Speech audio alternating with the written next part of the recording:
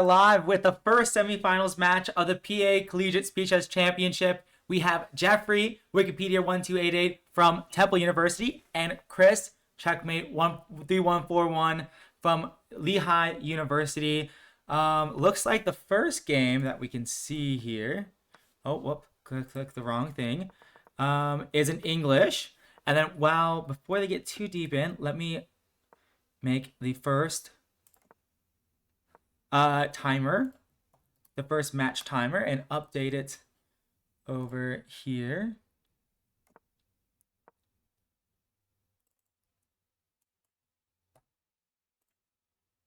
All right, there you go. That's been updated.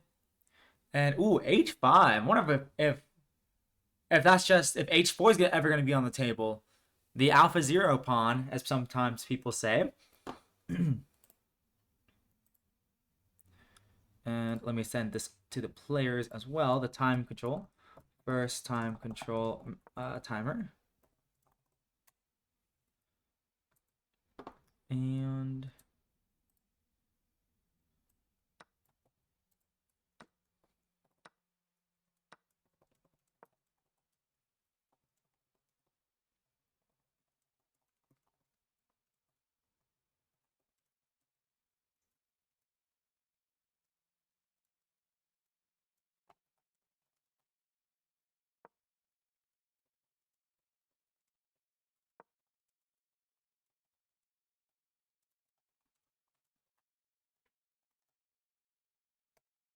there you go. I'm gonna post it here. Let me also post the stream announcement on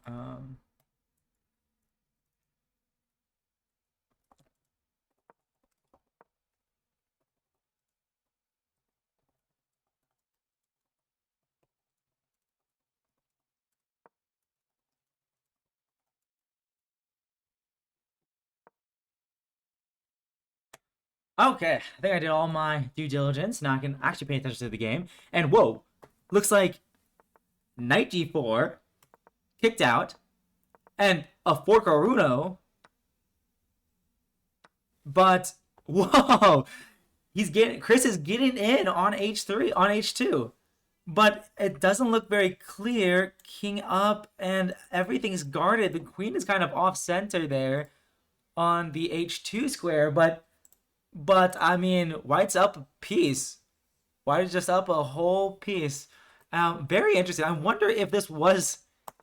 I doubt he purposely got forked there. Hey, Michael. Hey, how you doing? How you doing? Let's see. Congratulations to winning your match, Michael. Your semifinals match should be scheduled relatively soon, I imagine. Okay, and let me make sure here. So h4, clamping down. So wow, wow, this looks really good for black. Like, how does black? Can they run to e1 now? Like king e1 and then king d2 and then try to just like hide out on like c2? Just completely evacuate. Like I think that may be the best plan to just evacuate. No. Wait. What's the idea? It's to give up the rook, but you're throwing a fork, but you just defend the fork. How do you defend the fork? Is it because this was hanging? Was it because this was gonna come and then? Well, no. I think the e-pawn's well defended. Okay. So kind of a tough. Happy to be here. Awesome. Sounds good. Sounds good. Okay. So yeah, wow, very interesting decision. So he gives back material. So now the material is equal. So I think Chris has a rook for 2 pieces. Avoids the fork. He is familiar with the pattern. Chris knows this pattern. Pawn, wait, that's a fork though. Oh, wait, no, it's not. Not a fork. Not a fork. Okay. What if I turn on the light here? I think it's okay. It's okay either way. Okay, long think there. Long think. So rook f1, rook f3. Okay, wow. I really like all of Jeffrey's pieces. Although this knight is just getting kicked out, but nice open diagonal, nice open file. It used to be a great square for the knight, but now is no longer a great square for the knight as I'll have to move back. But honestly, maybe it'll be hopping in very advanced post. So Chris is yeah, where is this queen going? Um maybe you even could have gone bishop f6 there. I wonder if that was any good. You have to be very, very careful of the bishop hopping in. Wow. Yeah. This was like two forks. Two forks in one game by Jeffrey. You can survive the first, but maybe not the second. Okay. Rook takes, rook takes.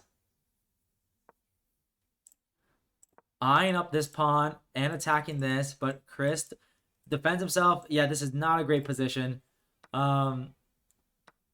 Yeah, oh my gosh. He's just like up a whole bishop. Bishop for a pawn. Um, so yeah, I mean a piece is a piece. So hanging pawn structure. Hanging pawn structure. Although I don't even know how you defend these pawns. It's impossible to. Like even like rook c8 was probably gonna be met by maybe bishop d4, although there might be even something more simple than that. So maybe Chris.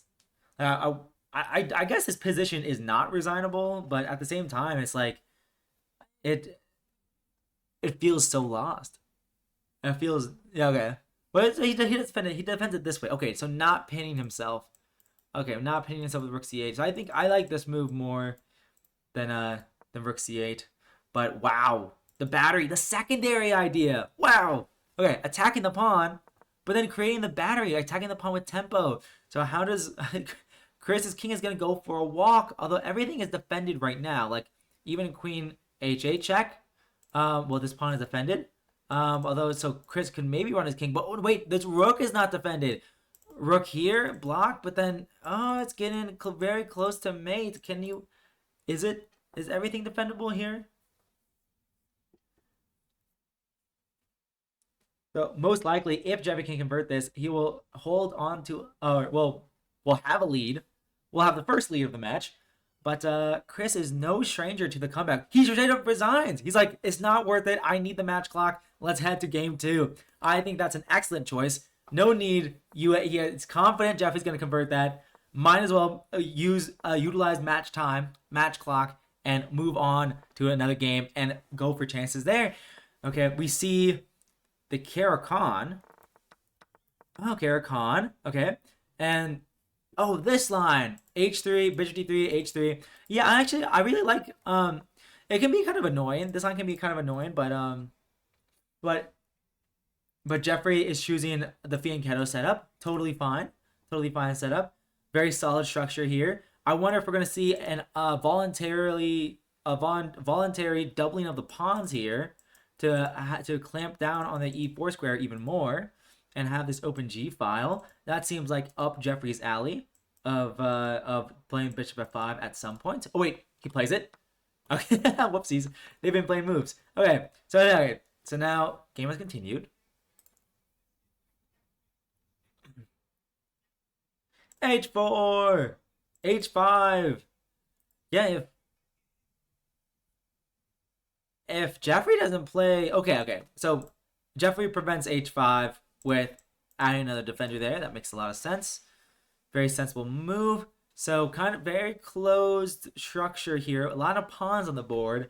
I wonder what pawn breaks people are going to utilize. I think that's eyeing the e5 square, maybe g5, probably e5 though. I think that makes a lot of sense. How are you going to get your rooks active? I think both players are trying to figure out how they're going to activate their pieces here. Wow. Queen a6? Really?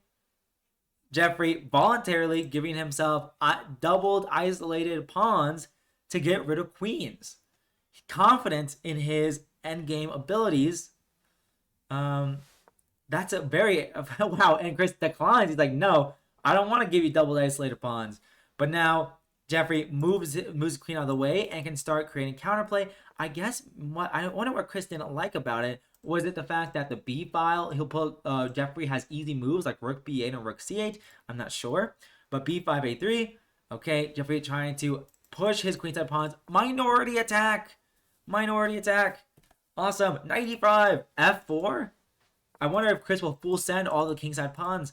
You can't let Jeffrey control the pace of the game if you just by letting him push all the pawns like this. You have to come up with some sort of counterplay. So very interested to see if Chris will come up with anything. Or okay, rook lift.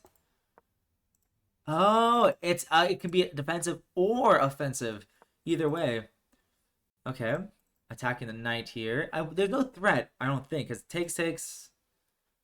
Yeah, I don't see any threat, but maybe there is. Like maybe take six and knight g4 check, and I don't know. You look scary. No threat yet, I don't think. Okay, pawn takes. And this is a backwards pawn. So, well, maybe not for long. The knight helps control the c4 square, but it does look kind of easy to target. But, okay. Jeffrey utilizing the fact that white's rooks are disconnected. And so he's going to try to take the open b file at all costs. Well, take one of the open files. Chris is like, no rook trade. Let's keep pieces on the board. Chris really needs to come up with more counterplay. Okay, where's this knight going? To c4, perhaps. Perhaps the knight is going from b to b6 and c4.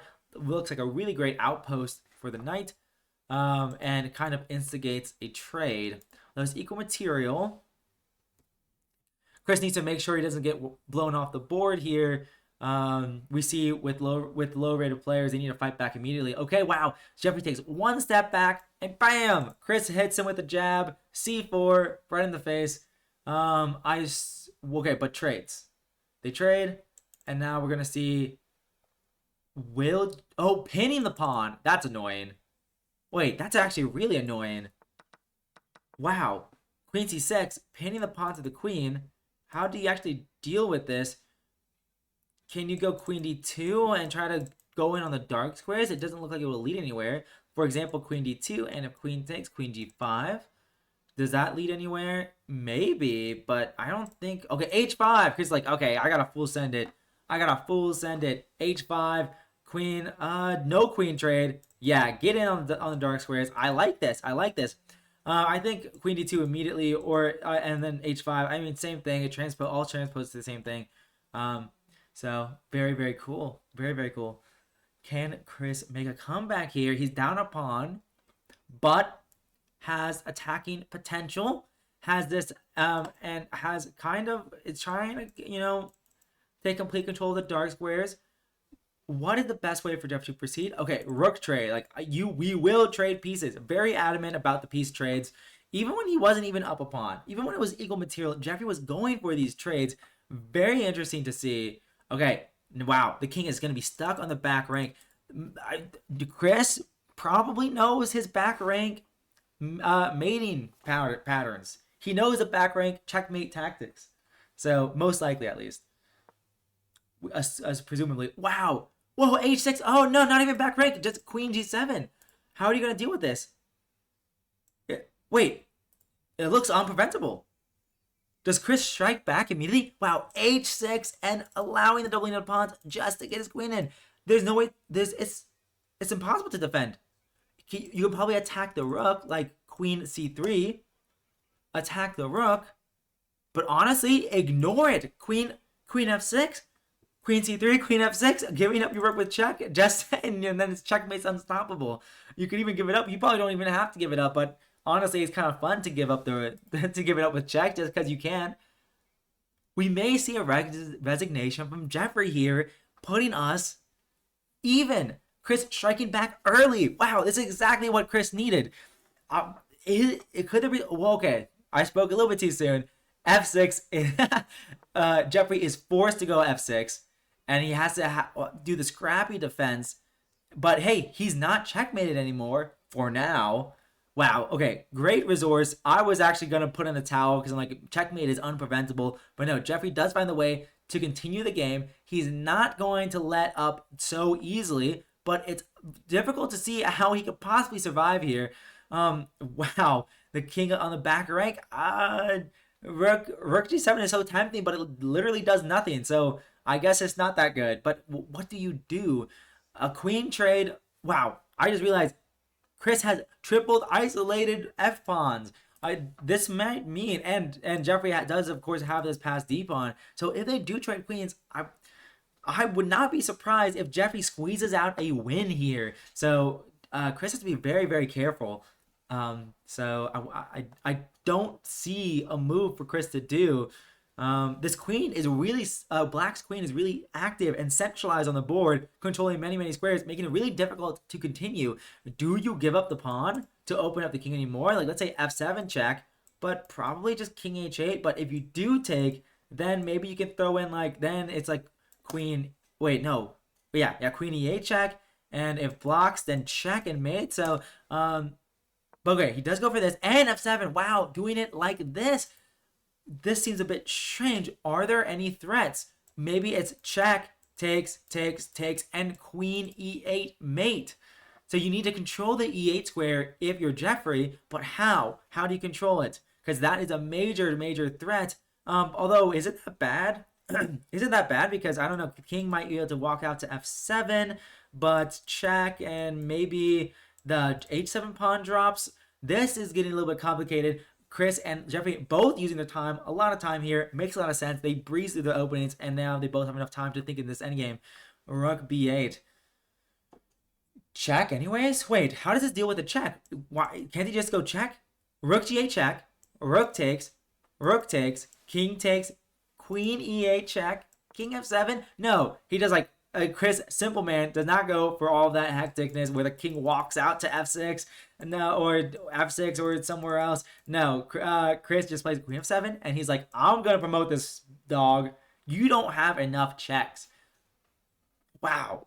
Okay, and Jeffrey resigns. It's even 1-1. Wow, what a great start for Chris to not let Jeffrey get a lead in development here. Okay, we have the Vienna. Wait, what did they play in the first game? I thought they played like a d4 type of opening in the first game.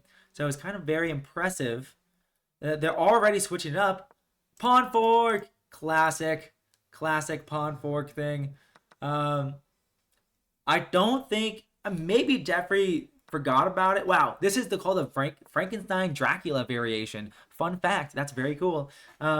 Spooky. Scary. I do kind of like this. Oh wait, maybe it's not good because Black can get an easy f5 at some point.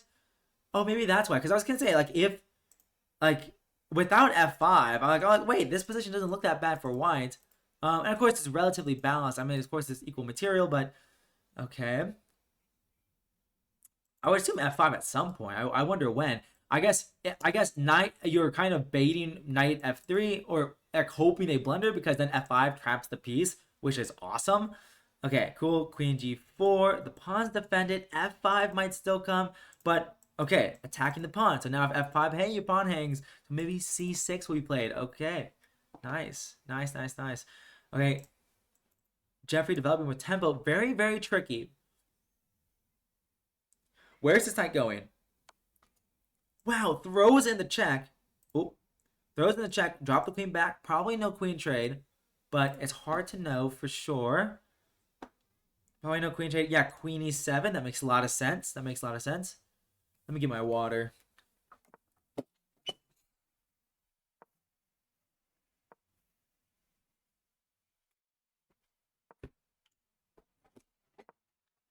Alrighty.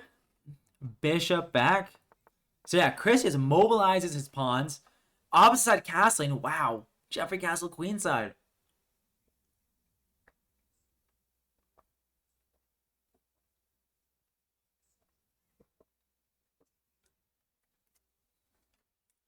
Big decision now. Well, okay. They've already made moves. Wow. So many knights on the rim here. That's cool. Okay. But anyways, offside castling. Wow. Okay. What are the plans? How do both sides mobilize their pawns? I assume as Black heroes go, you full send it. B5, B5, Z5. Do you drop the knight back and go A5? Or even is C5 the right idea now? Do you try to save your bishop? Bishop F7 seems pretty natural. I don't see why not. Yeah, I think that's a very natural move. I guess you could have also done knight b4. That also seems fine. But okay, Jeffrey striking in the center. Like, hey, if you attack me on the flank, I'm striking in the center, opening up the position. So you could just allow the pass pawn. Probably not. But you also don't have to take. But that's what he does. Totally fine. Knight takes. This is probably a good bishop. Is this a good knight? Okay, I think that's probably a good choice here. Oh, there's a tactic on the board. Queen takes, and knight fork. Knight fork. So, so he can win a pawn here, and Jeffrey finds it. Jeffrey finds it, and oh man, Chris is gonna be kicking himself in the head a little bit for blundering that tactic there. Um, According to the engine a little bit earlier, he could have gone queen b7 instead, attacking the knight. So doing a better version of what he did in the game, which was queen d5, attacking the knight. So, okay, but it's hard to see that in the moment. Okay, so now Jeffrey's going to try to squeeze this. Oh, wait, it was an up a piece. Check here. Wins back the pawn. Wins back the pawn. And now both sides have an isolated e pawn, and both sides have a 2-on-2 on the queen side and the king side. Okay, but Chris has the opportunity to create an outside pass pawn. Oh, well, not anymore. So Jeffrey trades off his weakness for the b pawn, which seems like a good trade. Throwing in the pin, that makes a lot of sense. White has to address that, but how? Okay, king there, that makes a lot of sense. Although, okay, so now, and both pawns are kind of loose here. Don't blunder back rank mate. Jeffrey probably won't miss that. But I don't think Chris will be blundering it. Maybe just king here, but maybe not. Maybe just h6. Say, hey, it's not gonna happen. But if h6, maybe rook e2, and maybe like, there's a lot of things to think about.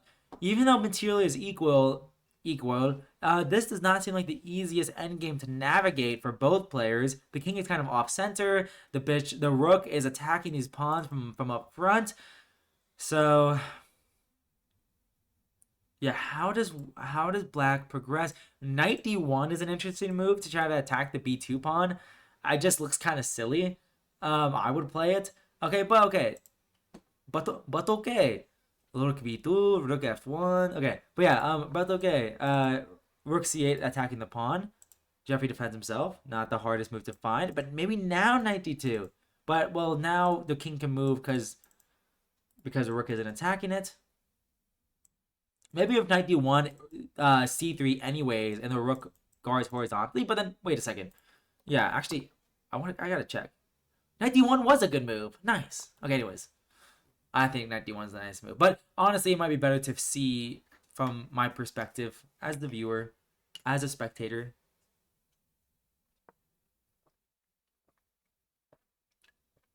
Open file.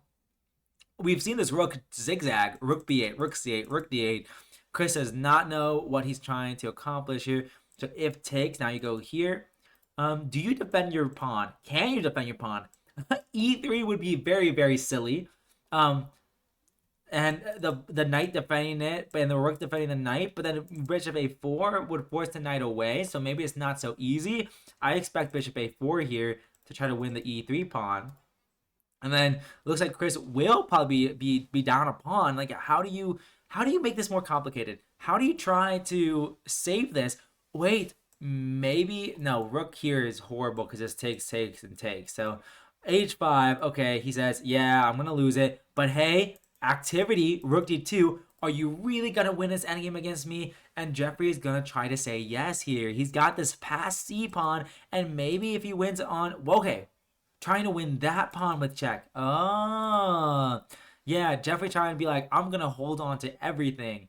Wow, because yeah, oh, he goes for it. Check, takes, and if here, then Jeffrey will lose that pawn, but we'll have connected pass pawns. They go for it. They go for it. Very, very, connected pass pawns seem really good, but it is blunderable. You can easily turn this. It's probably winning because it's connected pass pawns just intuitively. But hey, you gotta full send it. Oh, Jeffrey gets a big advantage.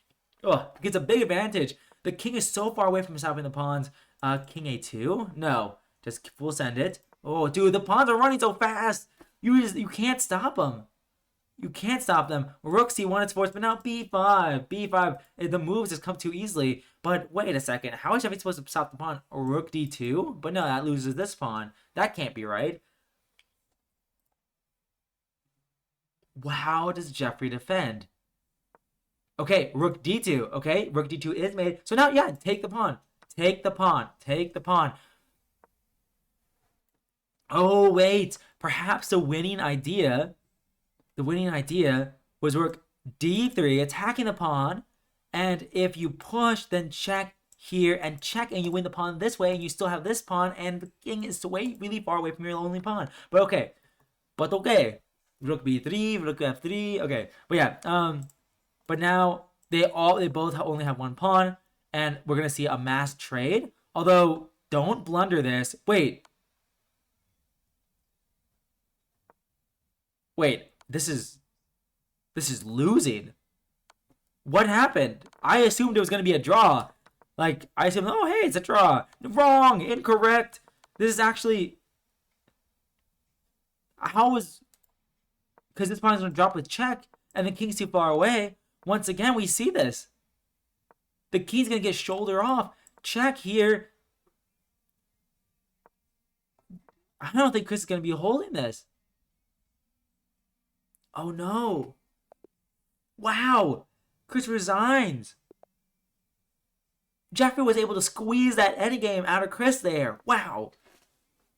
Wow, wow, wow, wow, wow, wow. Okay. Okay, and now we see the Catalan type of English stuff. Catalan English stuff. Okay, and we kind of have this Queen's Gambit decline setup versus the Catalan English stuff. So, okay. Knight d7 makes perfect sense. d4, gaining more space. Now it's really like a Queen's Gambit structure.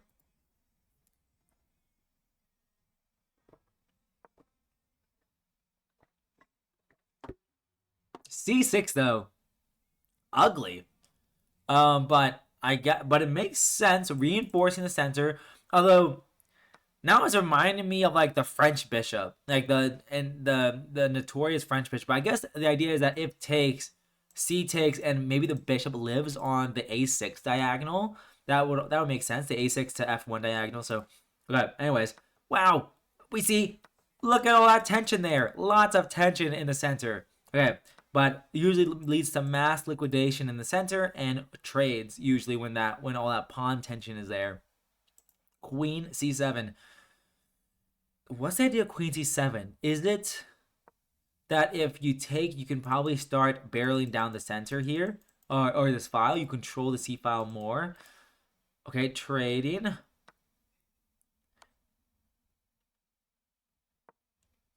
Wait, that was a check. And maybe b5 will happen at some point. But okay. Rook fd8, a4. Okay, that makes sense. That makes a lot of sense. a4. c4. Explosive. Facts. Facts, facts, facts.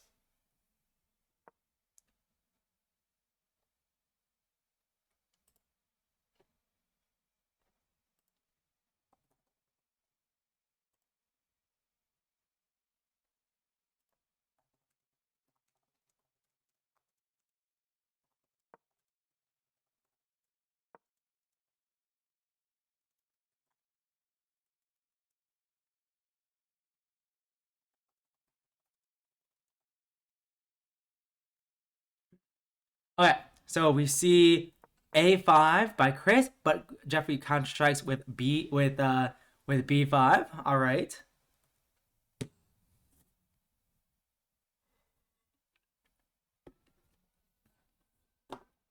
Where does Chris's knight go? If it goes backwards, it attacks the queen with tempo. Okay, that's what he decides. e5 was sort of tempting as well.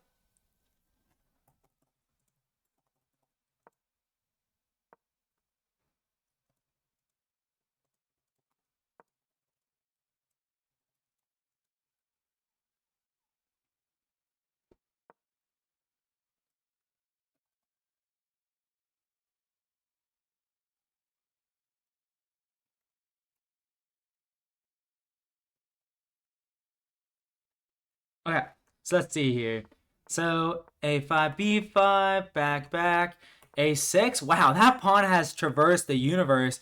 Going to a6. Pawn is under attack. Wow, I love this question by Chris asking, what are you doing with your pawn? How are you defending that?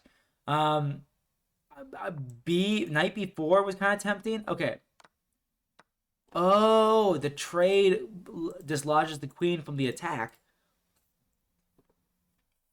Hey, if this bishop moves here, you could take a threatened checkmate on one. Well, two, because the queen will block and then take, but then actually, no, the bishop could go back to f8. Never mind. Okay.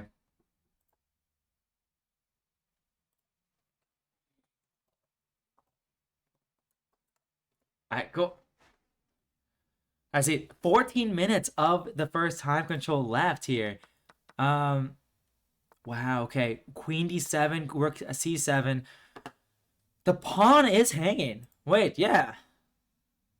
What does Chris not like about? Oh, he takes it. Okay, I get. Oh, he didn't know what to take it with. Queen takes or rook takes. Rook takes being cooler and more fancy. Because rook takes, and no matter where the what blocks, like even rook d8, you probably go rook b7. If bishop block instead, you rook b7 once again. Okay, rook b7. Yeah, what do you do? Oh, bishop c5. Wow, very resourceful Jeffrey is. Yoda, I am. Okay, cool. So, hmm. Where is this knight going? Knight d7 looks kind of tempting, dislodging the bishop from the defense of the a7 pawn. So, looks like Chris will be up 2 pawns, two connected pass pawns, I might add. And maybe Chris is striking back again. This is a very close match. Jeffrey is not running away with it at all. Very, very surprising how Chris is fighting back here. Okay, so the counterplay, the rook can slide in behind the pawns, perhaps, but my sense is that yeah. Oh wait, you can't go b4 because of the bishop. Okay, how do you hang on to both of your pawns? Is it impossible? I kind of want to go knight b6 and knight. Wait, no, knight b6 runs into check though, but maybe knight b6 and bishop c5. Then you go rook a8. Well, not check. I misspoke there, but yeah, bishop attacking the knight, pinning. But yeah, rook a8 check and knight d7 is probably the right approach, or knight c5. I like knight d7 because it comes with tempo. And it looks like that's going to be on the board, although maybe Chris finds something better than that. Okay, knight c4, not knight d7. So how? But he can't push his pawns. So Jeffrey's doing a really great job of stopping Chris from gaining that momentum. That's not the right word, but like just pushing his pawns there.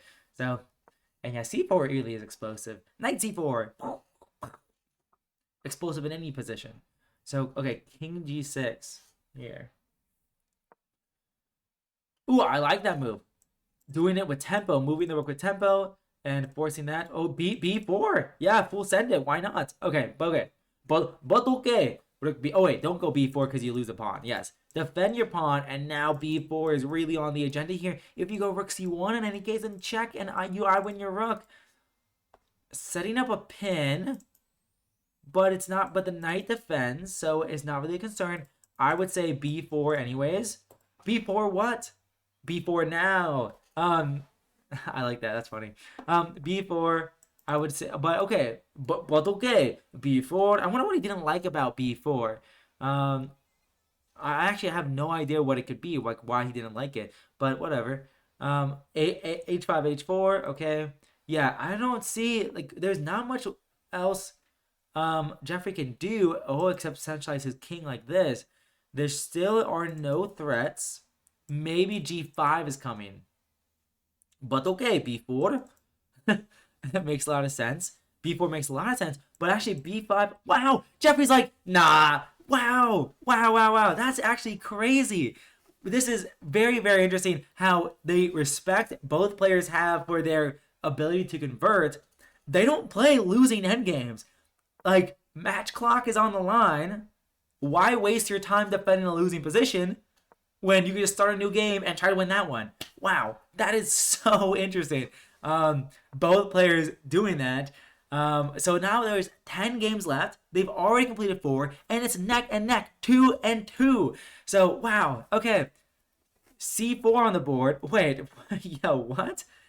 D4 and then C4. Just full send it. All the pawns go. C6, Queen C2, A3. Wow, I know, right, Michael? I did not expect resignation there. Like, I really thought Jeffrey would play it out, but he didn't feel like it was worth it. Okay, Rook C8, Rook C8, Knight C3. Okay. Okay, takes, and D5. Wow, look at all those pawns once again. All of them pawns. With a lot of center tension there. But okay. Oh wait, knight f5 looks really good for Jeffrey here. If it's well, yeah, knight f5 looks great. I wonder if he wanted to take. You probably want to take and attack the queen. But okay, but okay. Chris shuts it down. Chris shuts down the center. Attack opens up an attack. Tries to open up his bishop a little bit, and has these advanced queenside pawns. But okay, Jeffrey can start some sort of kingside attack maybe. Wow, these knights are hippity hoppity. That bishop is hanging and wanging, and this isn't so easy. If you take, and I take, the bishop is like trapped in a sense. You're not like winning. You're not winning. C4 what? What is that move? Yeah, I don't know, man. Jeffrey just playing some wild chess earlier in this game. I do not understand. And Chris in the tank now. I think this is definitely Chris's longest think of the game. How do you progress? Because you're going to be losing this bishop. Yeah. I think you have to trade and you have to go rook e8. And now white gets the bishop pair if they want it. That makes a lot of sense. That makes a lot of sense.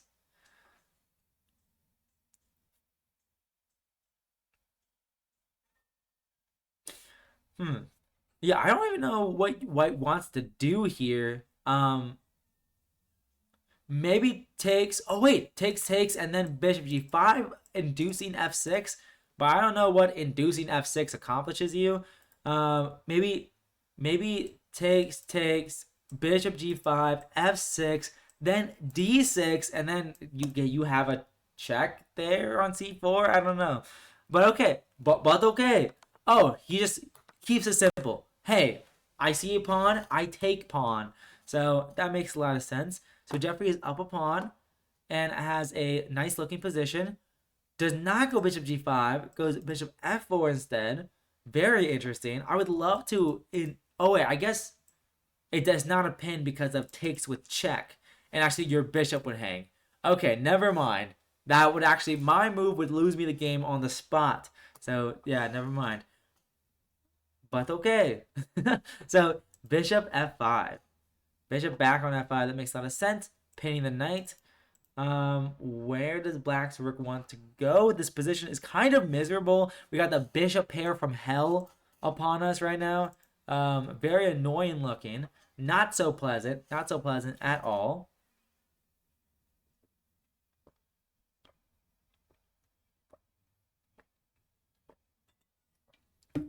Alrighty. I like the rook flip though. Rook can come to f6, and rook can come to b6, and nowhere else because the bishop pair is so strong. The bishop pair is very strong here, but rook f6 maybe. But it's not. There is no threat though. I wonder if Chris will ever be able to mobilize his center pawns here, his C and D pawns. But it looks really, really difficult too because of C4. Then the D pawn will be on pre or something, or however they say it. But okay, knight f6. Okay, well, you just created a pin for yourself, pal. Um, this looks really, really annoying. Really, really annoying. And of course, there's no H pawn, so you can never break the pin. Um, so yeah, Chris trades, and I assume he's gonna get out of the pin. Queen, not queen there. Maybe queen c7. but it's not looking so pleasant. Maybe queen b6 attacking the pawn and preparing c4 because you guard d4. So this might be the way to progress. Um, Queen b6 makes a lot of sense as well because it also helps defend laterally. Um, so this I think it's not too bad. It's not too bad. But okay, but okay. Bishop e bishop e6. This seems kind of weird because takes and yeah, you're splitting your pawns, but you're heading into this endgame. I think Chris likes his chances in the queen endgame more than when the minor pieces and the rooks were on. And then we see we see Jeffrey hesitating here, not immediately trading rooks because he's like, wait a second, can I win this? Like, is this? Okay. He says yes. I still have good chances in this position. Maybe Queen G6, but any endgame is kind of scary looking with his gigantic pawn mass in the center. Because E5 and E4 could be on the table as long as the bishop can't take with a tempo. Or maybe even if the bishop can take with a tempo. No, there's no way that works. Problem is bishop takes f6 and rook e8 stuff. Bishop takes f6 and rook e8 stuff. I wonder which portion it was. Bishop f6. Bishop takes f6. Yeah, bishop takes f6 and rook e8. I don't know. But yeah, I am sure you're right. The queenside password. The queenside password. Oh yeah, yeah. Great. Wow. Yeah, I love. Wow, B4 seems very timely. Like saying like you're not gonna get a protected pass pawn, but of course it's already protected anyways. Whoa, wait, hold up. This is getting crazy here. Yeah, autocorrect connecting autocorrecting passers to passwords is so funny. Okay, but okay. Oh yeah, so yeah, queen takes the pawn. So now Chris is up. Jeffrey's up a pawn, but Chris has that passer, so Jeffrey has to defend. Yeah, he has to defend. But now e5 and maybe f3 just to top it. F3 seems necessary, but maybe f5. Wow, but wait, the king is gonna be so naked there. If f5 and queen takes and d3, White is gonna have a gazillion billion checks. Like I wonder if it's still winning. b4 is very strong. That because otherwise queen d4 and c4 was a thing. Yeah, queen d5, and we see Chris trying to get d5 in, or yeah, queen d5 and trying to mobilize his pawns, but it's not working. So very timely early by Jeffrey to do b4. Very very very cool column collected play. King h2 seems very difficult. Wow, I like this. Going for queen c3, and if you trade, I'm gonna promote soon. That move makes a lot of sense. Jeffrey may start goblin with check. And what is there to do? Like, actually, how do you, like, what move do you even make? This seems actually winning because gobble, gobble, gobble. You just gobble two pawns in a row. Or do you go check first? Okay, you just go immediately do it. But he has that. He has the pawn. He has a pawn. But man, it felt so good for Chris earlier. Like, how did it all go away? Man, that sucks. And there is a minute and 20 seconds left of the match clock left. And so this will probably, unless somebody resigns early on at this end game, it looks like this will be the last game of the first time control. Very, very surprising turn of events there. Actually, who knows? We may even see Chris resign this as both players are resigning these end games very early on. Repetition here. Wow. What? There's still enough time for another game in the first time control. Wow. Wow, we see a draw. I need to look at that endgame more because I wonder what Jeffrey was so scared about. I guess is how do you stop the pawn? Like how do you stop the pawn? Because I feel like your f5 move might have been good, but there probably was a perpetual. Yeah, probably. Yeah, there's probably lots of perpetuals there. Those players, it's much easier to watch a queen endgame than to play queen endgame because you have to be scared or you have to worry about all the different checks. So, Michael, you're definitely right. Definitely right about the perpetuals and what the players have to think about all that. Like I can just sit back and relax and chillax here. And yeah, I can't believe they agreed that draw so quickly. Because yeah, now the first time control is now over. So after this game, they will take an optional 5 minute break. So we'll see if the players do that. You think White has to go for the petrol? Wow. Okay. Okay. I makes a lot of sense. I wonder if there was anything else White could do, but that requires a lot of time to think. And but yeah, maybe the perpetual was necessary. All right, Bishop D2, attacking the knight. Where is it going? Wow, C3. What? Oh wait, this was a Catalan, wasn't it? Yeah. Oh no no. Yes yes yes yes yes Catalan stuff.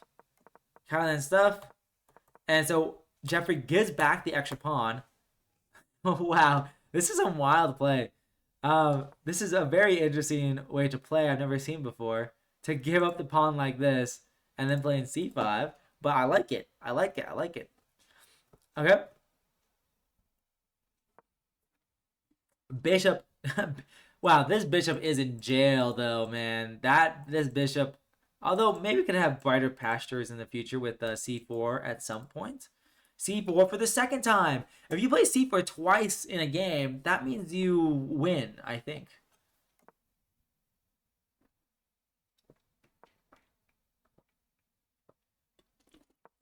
Okay. Knight d5. And where are how does black improve his position even more? He does the trade. I assume c takes. C takes, yeah, makes the most sense to me. Opening up your bishop, and now you have the open B and C files to put your rooks and apply pressure. And you still have this Catalan bishop here. Jeffrey voluntarily going rook b8, I guess, to go b5. Really cool idea there. And Chris does a copycat technique. So fair enough, fair enough. Principled play. I love this. Putting rooks in open finals. Both players doing that. I really want to go knight c5 here, but black is just going to take. Wow, a5. Forcing, like a freezing black structure, allowing less flexibility in the future. I love a5. What a great move. And Jeffrey plays queen d8. Sidestepping out of this file here. H4, the signature Chris moment. I remember when he was playing black in one of the first games, he played H5 out of nowhere. Not in a negative way. Or maybe it wasn't. Wow, wait. Was that just a pawn?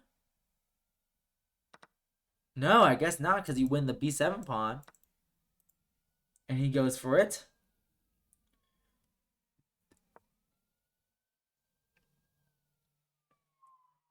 Jeffrey does not blunder any sort of back rank mate stuff. Well, I wonder if he didn't like knight g5. Maybe that's what he didn't like. Wow. a5 and then h5 later. Wow. What? That is very interesting. Because using both pawns, hairy and airy. I don't know what the a1 is called. Um, but okay. I'm going to be kind of tempted. Okay. Oh, preparing rook c2. Very nice idea. Is it a really big threat though? I think it's a threat you need to address because if rook c2 and let's say queen, I don't know, d3, then queen a1 and now the f2 pawn drops. So I think you have to be very careful though. And Chris is being very careful here. Hey Vivian. Vivian, how you doing? How you doing? Welcome. This is the semifinals of the PA Collegiate Speed Chess Championship. We have two players, Jeffrey and Chris, playing. Let's see here. Great, Queen C6. Queen C6. And a reminder, after this game, we're going to take a short little break for the players. They're going to be, the first time control just ended. So we're going to take a 5 minute break. And then they're going to start the next portion of the stream. I'm doing good. I am doing very good. I'm doing very good. How are you doing? How are you doing? All right, knight c5. Wait, 19. Oh, wow. I love this by Chris. I love this by Chris. Because if bishop takes, then bam, bam. Game over. Checkmate. Checkmate, pal, because the rook's on the 7th. So knight c5, defending the rook on the 7th, and you can't take it. So now, okay, makes a lot of sense. Rook of fate, on developing your rook. But wait. Huh? Oh, wait. Wow. Okay. Yeah. Whoopsies. Yeah, that this diagonal opened up and that knight was hanging. Chris has been pushing the rook pawns up far a lot this match. That's what I'm saying. He's been pushing up these pawns. He really has. He really, really has.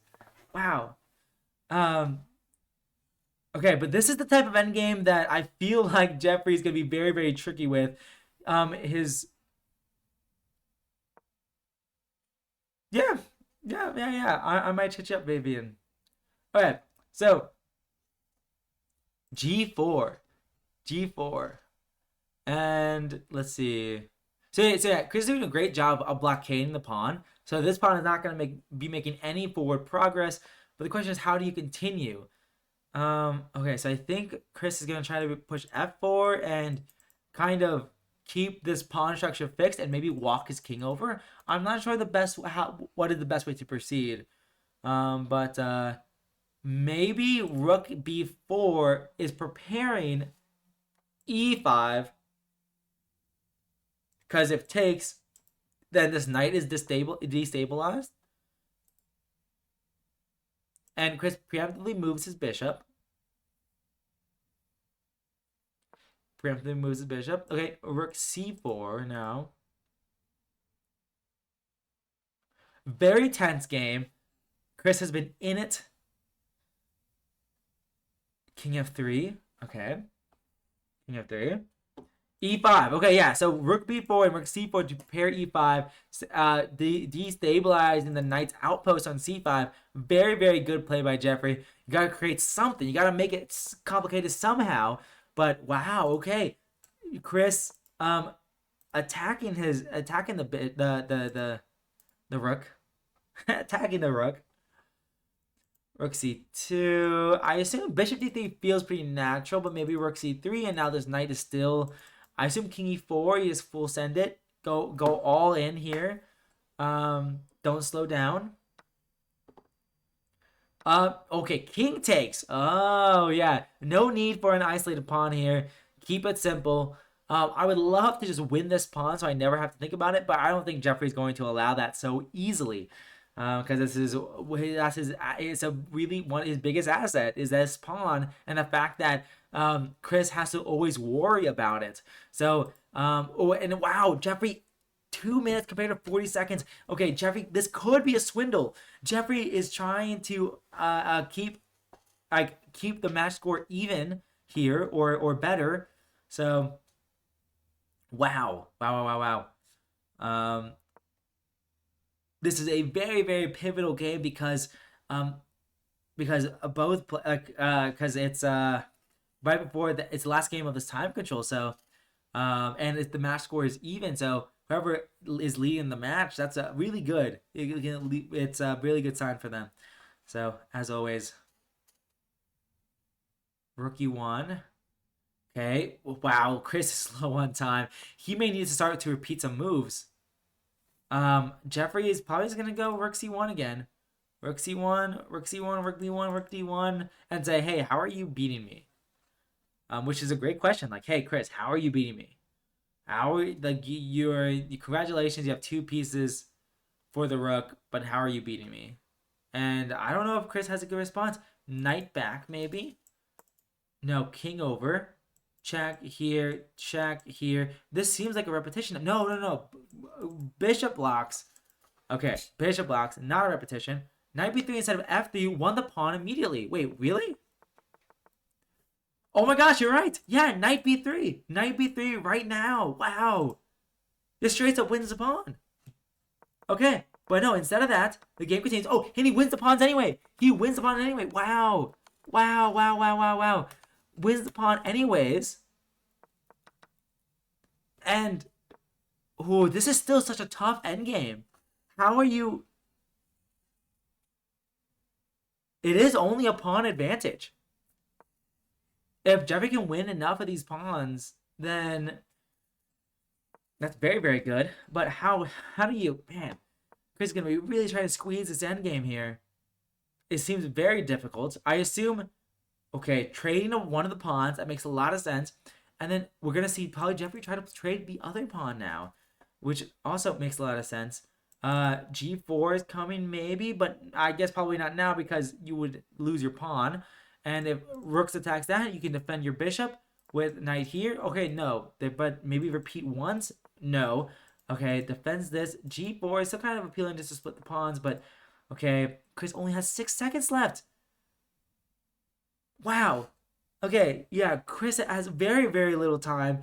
How do you progress in this position? Where do you want your knight? Okay, knight g3 next. Okay, how do you kick the king off? Knight here? Maybe king e3 and then knight here to kick the king away from the pawn. Okay, yeah. Now knight h5 incoming. Knight h5. But where's the follow up? Maybe king e4. No. Okay. Not maybe repeat once. Maybe repeat. No, no, not even repeat once. G4. Okay, never mind. Not G4, but okay. But okay. Uh, 95 is on the way. Maybe knight d5. I mean. Oh, the knight in front of the pawn. So now king d5. Chris is really making progress here. And he's not flagging yet, which is very, very good. Wait, how is black going to defend the pawn? That seems a little bit strange, but okay. Are we going to get a bit knight versus bishop mate? Yeah, that would actually. Okay, yeah. Wait. What? No! Chris blunders the pawn. Oh, not the pawn, the knight. Wow, we could have gotten a bishop versus a bishop and knight mate. That would have actually been crazy if we gotten that. But wait, oh my god, the whole house is gone. Okay, well after this game is over, we're gonna take a 5-minute break. Wow, that was a crazy turn of events there. Was not expecting that. Chris was crushing Jeffrey, but we see why Jeffrey is such a scrappy player here. Okay, let me.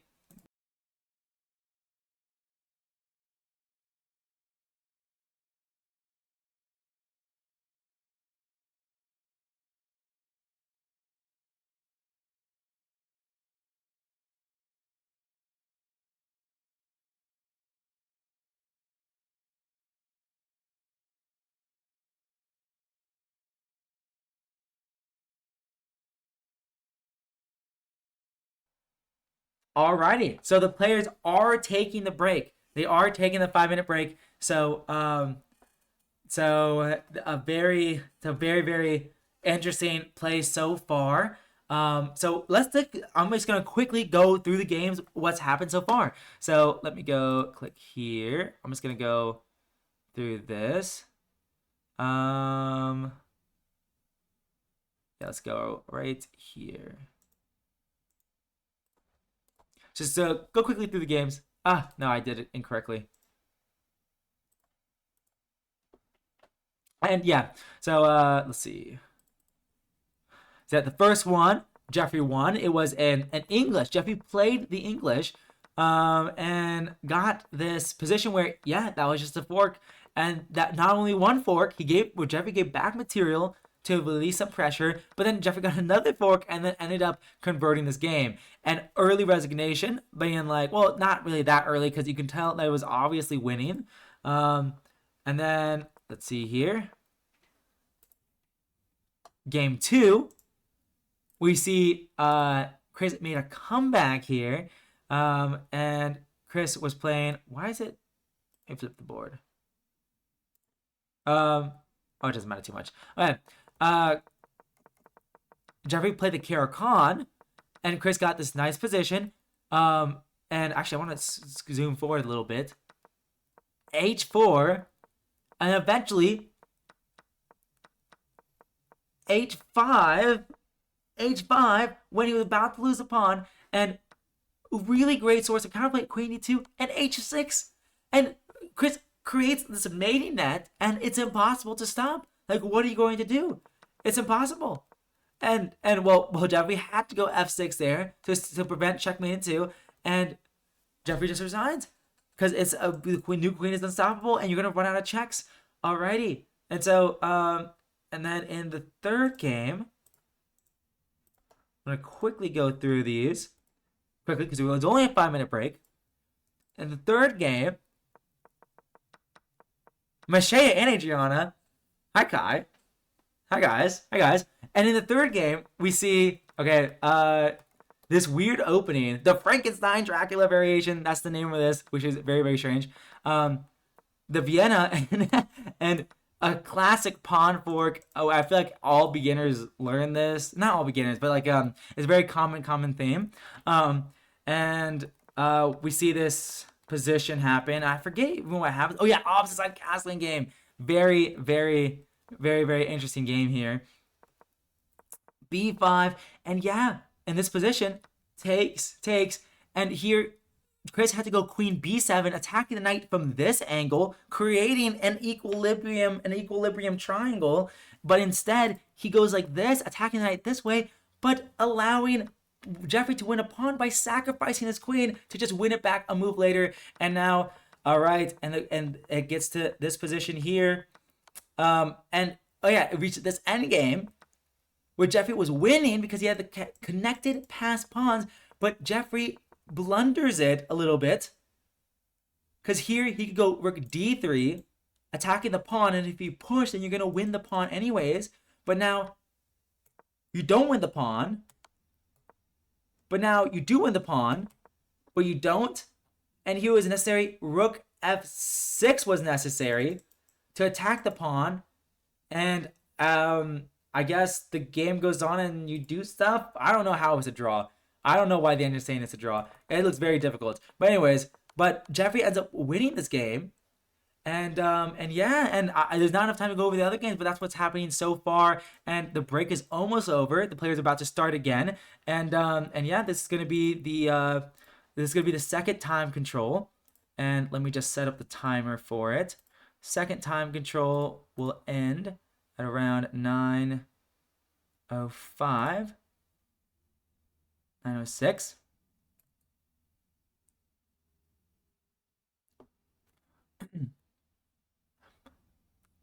Kai says, my favorite part of chess is when someone says checkmate and they all start chessing. Oh, Mashea. Got it. Got it.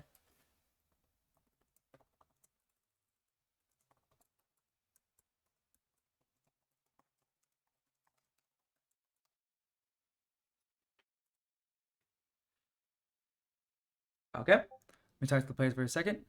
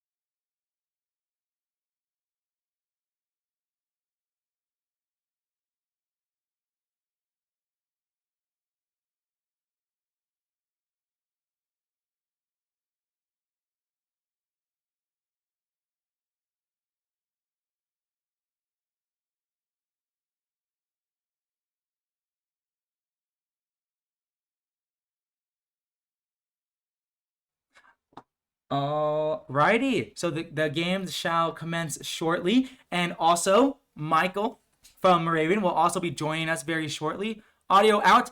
That was because I was talking to the players. I was thinking about changing scenes, but I decided not to. And okay, let's go here. So let's go here. So let's see if the screen's gonna lag a little bit here as I'm resetting the timer.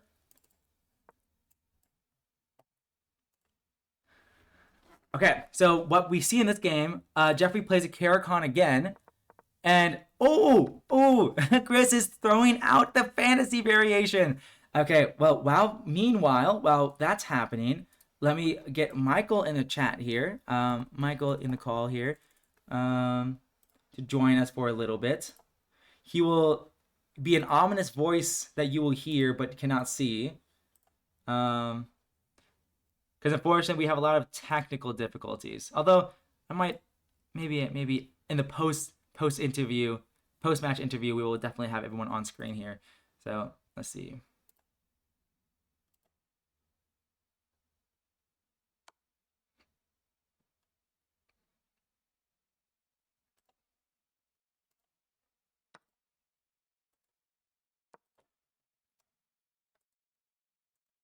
Okay, so whoa. Chris sacked on e6. Wow. Wait, it's a rewind fantasy variation, and this happens. And let's admit. Hey Michael, how you doing? I'm doing good. How are you? I'm doing good. I'm doing good. Let's see. So let me check my settings real quick. Let me turn you up. Um, are you watching the game that's happening right now? Awesome. Okay, I'm just looking at the game. So I think it looks like White's down a piece, but Queen G3 here, and the knight is pinned. And actually, we're getting some play. I guess it's Queen B6. Okay, Queen E3 instead. Maybe it's Queen B6. You're offering trade queens. Oh yeah, that makes a lot of sense. That makes a lot of Overhangs the sense. knight on E5. Uh, And this has been a close match so far. It's been fun to watch. So yes, it has been a lot of fun to watch. It's very surprising how considering the rate differential, like you would expect Jeffrey to really hold on to the lead here, but no, it has been back and forth. And Jeffrey was able to like squeeze out some of those end games for those wins. It's very fun. I agree. I agree. yeah, there was some that one broken game that he with the two connected passes. That was actually really impressive. How he converted that. It was really good. It was good Yeah, stuff. yeah. No kidding. No kidding. I am a Mhm. bit surprised to see Chris playing against Akaro in different ways. I wonder if he's gonna stay with the fantasy or change it up at all. Um, Yeah, I don't know. It looks like he might have mixed up like a line or something here because he was playing pretty fast for the opening but then I guess he missed 95. So um I wonder if he just makes up a move order maybe. I don't really know that wow. much about the F3 Caro. So Yeah, I'm wow. Wait, but this looks really so. Jeffrey got back up a piece somehow. Oh wait, no, he stayed up the piece. He stayed up a piece, but Mhm. his king's really awkward, and I think his king is less safe than Mike than Chris's king. So yeah, White definitely still has some play here, right? Because the king could be attacked, but I don't know. It looks like Black's putting everything together for now. The problem is there's always King H7. So yeah, that's true. That is okay, true. this rook was a really nice idea. Your rook was trapped on H8, so Black's saying, "Hey, I want to get my rook out." Rook F5 is a threat. Wow. Yeah, Rook F5 is so good. Yeah, actually, Rook F5 probably here just works anyway. Giving up a pawn on H4 just like that. Or Bishop D5, put up, yep, pressure on G2. Rook G5 is also gonna come now. Um, yeah, this Yeah, this is looks very annoying. Yeah, I don't know how. Yeah, you did not have any compensation for the sacrifice piece. Yeah, yeah. at this point. At some point, White did, but yeah, things ended up going downhill. So Rook takes G2. Here's look, Bishop takes instead. Yeah. Looks good. Rook takes D2. What was it? Queen Oh, D. for the check there. Wait, was there a perpetual with Queen C4? Wait, Actually, wait, no Queen way. C4 and Queen H4 because of the Queen guards on the H file. Then you actually can take the Wow, rook. So that was a wow, perpetual. wow. What? That's actually crazy. I Yeah, wow. That's a sharp eye there. I didn't even notice that at all. yeah, Missed that's so opportunity weird. for a perpetual, I guess. And actually, Jeff finding Knight FA is really smart. I guess he might have saw this perpetual and he decided to just give up the knight so that he can avoid getting that perpetual. Yeah, and this should be winning. Just a little bit complicated. I think, well, Chris has ran out of checks now, so it should be easy. Yeah, there's no more checks because the queen guards everything on the light square diagonal. So yeah, queen f3 guards against queen g2, but um, I mean, black can just take another pawn if they want to, really. Um, Instead, black is going for mate over here. It makes sense. So you could also just like, yeah, mm, maybe just queen g6 again. I don't know. King h2, white's guarding this, but another check, and then maybe we just. I mean, we repeated position twice now, so like white has to be or black has to be careful not to make a three-fold. But yeah, they just take the pawn. Yeah, So makes a lot of sense. Makes a lot of sense. yeah, yeah. Oh wait, is there just? Oh no, I was gonna say queen to b1, but there's just bishop to g1. Wait, what? Oh, was that free rook? What Wait, it's a was it? rewind. Wait, how is that not a free Whoa, rook? That yeah, that I think just it's straight up free rook. was. That's Oh actually no. that's Oh man. wow. That's actually crazy. Yeah. I was not expecting that at all. Yeah, and I think Chris is playing he didn't expect either, so he wasn't looking for that. Um Jeff Wow. probably trade queens and forgot that the rook was hanging in that square. Yeah, makes sense. Okay, so we have a king's Indian. Interesting.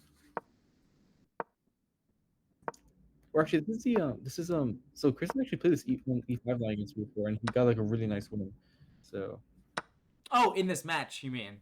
oh Or in like an OTB game actually, yeah. oh, okay. Really interesting. Yeah. Although I'm not loving the pressure on the D pawn. Um Yeah, it looks kind of ugly. but okay, they want to trade these dark square bishops. I wonder if you can just go something like bishop e5, or no, this hangs everything because bishop 65 for queen takes. So Oh, yeah, yeah. yeah. I guess you just ooh Wow, f5. F5 is wild. Yeah, yeah. I'm not sure black should do it. Yeah, like king takes is interesting. I thought they're gonna Let me okay get. queen f6, queen takes, king takes. Can't take with the knight because you hang the d pawn. Rook takes. Yes. The problem with white is that their light square bishop is kind of like stuck behind the pawn chain, so there's not like much happening there for white. It's a bad bishop. Putting pressure on this d pawn. Black. Okay, rook c8. E3. I think both sides are just staying solid here. Um, Ideally, black wants to go d5, but the problem is that the knight is kind of stuck on e8 guarding the d pawn. So, okay, knight. Oh, they want to go knight f4. Okay. I wonder if there's a way to put like pressure on the d pawn, like with some knight like knight c3. You're trying to go for like knight e4, or knight g3 as well. Okay, they took knight to d4. I wonder if knight g3, knight e4 is worth something. But And Michael, you'll be occasionally on the screen, but as you know, OBS is kind of a bit strange with having so many sources and stuff like that. So, yeah, no, just be aware, you will occasionally be on the screen. no problem. I tried using OBS for that one match we commentated. And actually, oh, I still have to send you that. I completely forgot. But I tried using OBS and it was a little confusing. Mm, So yeah, I think that was a little finicky. yeah, absolutely. I know. Yeah, Okay. 92, 93, 94 is gonna happen here. Or knight c3, 94. White wants to just pressure that d pawn. Oh, that makes a lot of sense. That makes a lot of sense. Oh, and knight c3 also threatens a fork now with the rook. So Oh yeah, very natural then. Yep, and he does it. I guess you have to go like king e6. I don't know. Mm, King yeah. you're gonna try and hide on king d7. Um, This really was all about the D pawn, putting pressure on the D pawn, like from this like almost from out of the opening to now. Yeah. Although I think maybe black's making it out of the worst of it now because they can go d5 on the next move. Um, okay. Oh, okay. Yeah, d5. Maybe you don't want to allow knight c5. So, all right. Knight c3, That makes sense. b4. Yeah, this knight's been hopping everywhere. Knight d4 coming the next move. Yeah, well now I feel like you could probably move your knight off of E8 now, right? So Yeah, it's true. You're right. Now the knight can actually move. And the other nice thing is that black also has this passed d pawn, which could maybe become useful in the future. Yeah, yeah, Um, very very knights. Yeah, you can move it now. Yeah. yeah. Yep. I like it. All right. Okay, so black probably wants to piss on like knight c7, knight e6. Oh, okay, going for rook c6 check. That's very Oh wow, that does look annoying. yeah. You can't play knight c7. Well, you can, but then you have to play king d7. Rook c5 attacks um, more pawns. I don't know. Yeah, it feels difficult with all these weaknesses on a5 and h5 and d5. Oh, Like how is knight f5. I'm sorry, oh I didn't oh wait interrupt you. oh no you're good. Wait, that was a fork though, right? So Yeah, that was a fork. well, Oh no. when there's a fork, look for better. Um, Yeah, I infiltration guess. there. Sorry, I didn't mean to interrupt what you were saying. I was like, what? No, knight f5. Wow, that's crazy how the king can't move.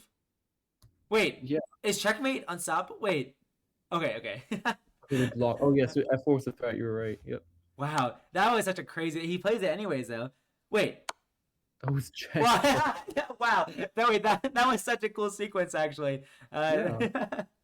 Well, black's playing on here. They knight b5. You can play king to e7 and just guard the knight again. Yeah, that's true. That's true. And now black has to start thinking about which pawn endgame is winning, right? So black has this passed d pawn, but white also has a majority on the king side. So like they could make a pass with g4. Um, so like if they were to trade everything here, okay, we're gonna go for the we're going for the pawn endgame. G4. Oh, wait. Wait, can you push the h pawn maybe and just have two and say that you have two passed pawns, and Wait. you can the king can stop the two connected passers by I'm himself because they can I'm blockade it. I'm cheating here. The engine says yes and Chris finds it. Wow. Yeah. So That the black king would blockade the two white pawns, but the white king can't be in two places at once. So king e6 here probably just like solidifies everything. Okay, you can push the pawn too. Yeah, it doesn't really matter. Um, wow. That's actually crazy. That is so instructive. I personally have not seen that type of like I would call it a tactic basically. Like that an endgame tactic. Like I've not seen that before. yeah, That's actually crazy. and we got resignation. Wow. Okay, yeah, Chris needs to fight back and make sure that he doesn't Jeffrey doesn't run away with it. So great win. Yeah, the players have been zigzagging this whole entire match, right? Like one wins and the other person strikes, like Chris strikes back after a loss, Jess strikes back.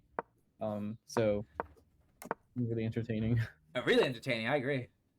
Also, Chris is going for c4 a lot, which is surprising. Usually he's been playing e4 in the games I've played, and if he doesn't go e4, he's usually gone d4. So interesting. I'm kind of surprised to see him play this. Yeah, But actually, I forgot. Well, no, he's played C4 at least a few times, right? I think. yeah, This match. yeah. Okay, yeah.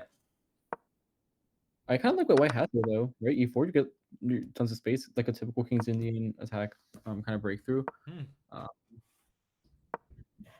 yeah, White just has all the space. The only thing I'm worried about is that like the maybe the e pawn could potentially come to target at some point, but that's not too much of a problem for now, so it's okay.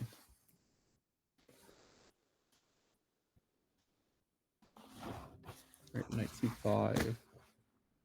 I wonder if you could try and be funny with like queen to a3, pinning the knight to the queen, forcing b6, and then you can take on c5 and double the pawns. Oh, yeah, that's actually a really neat idea. I like that idea.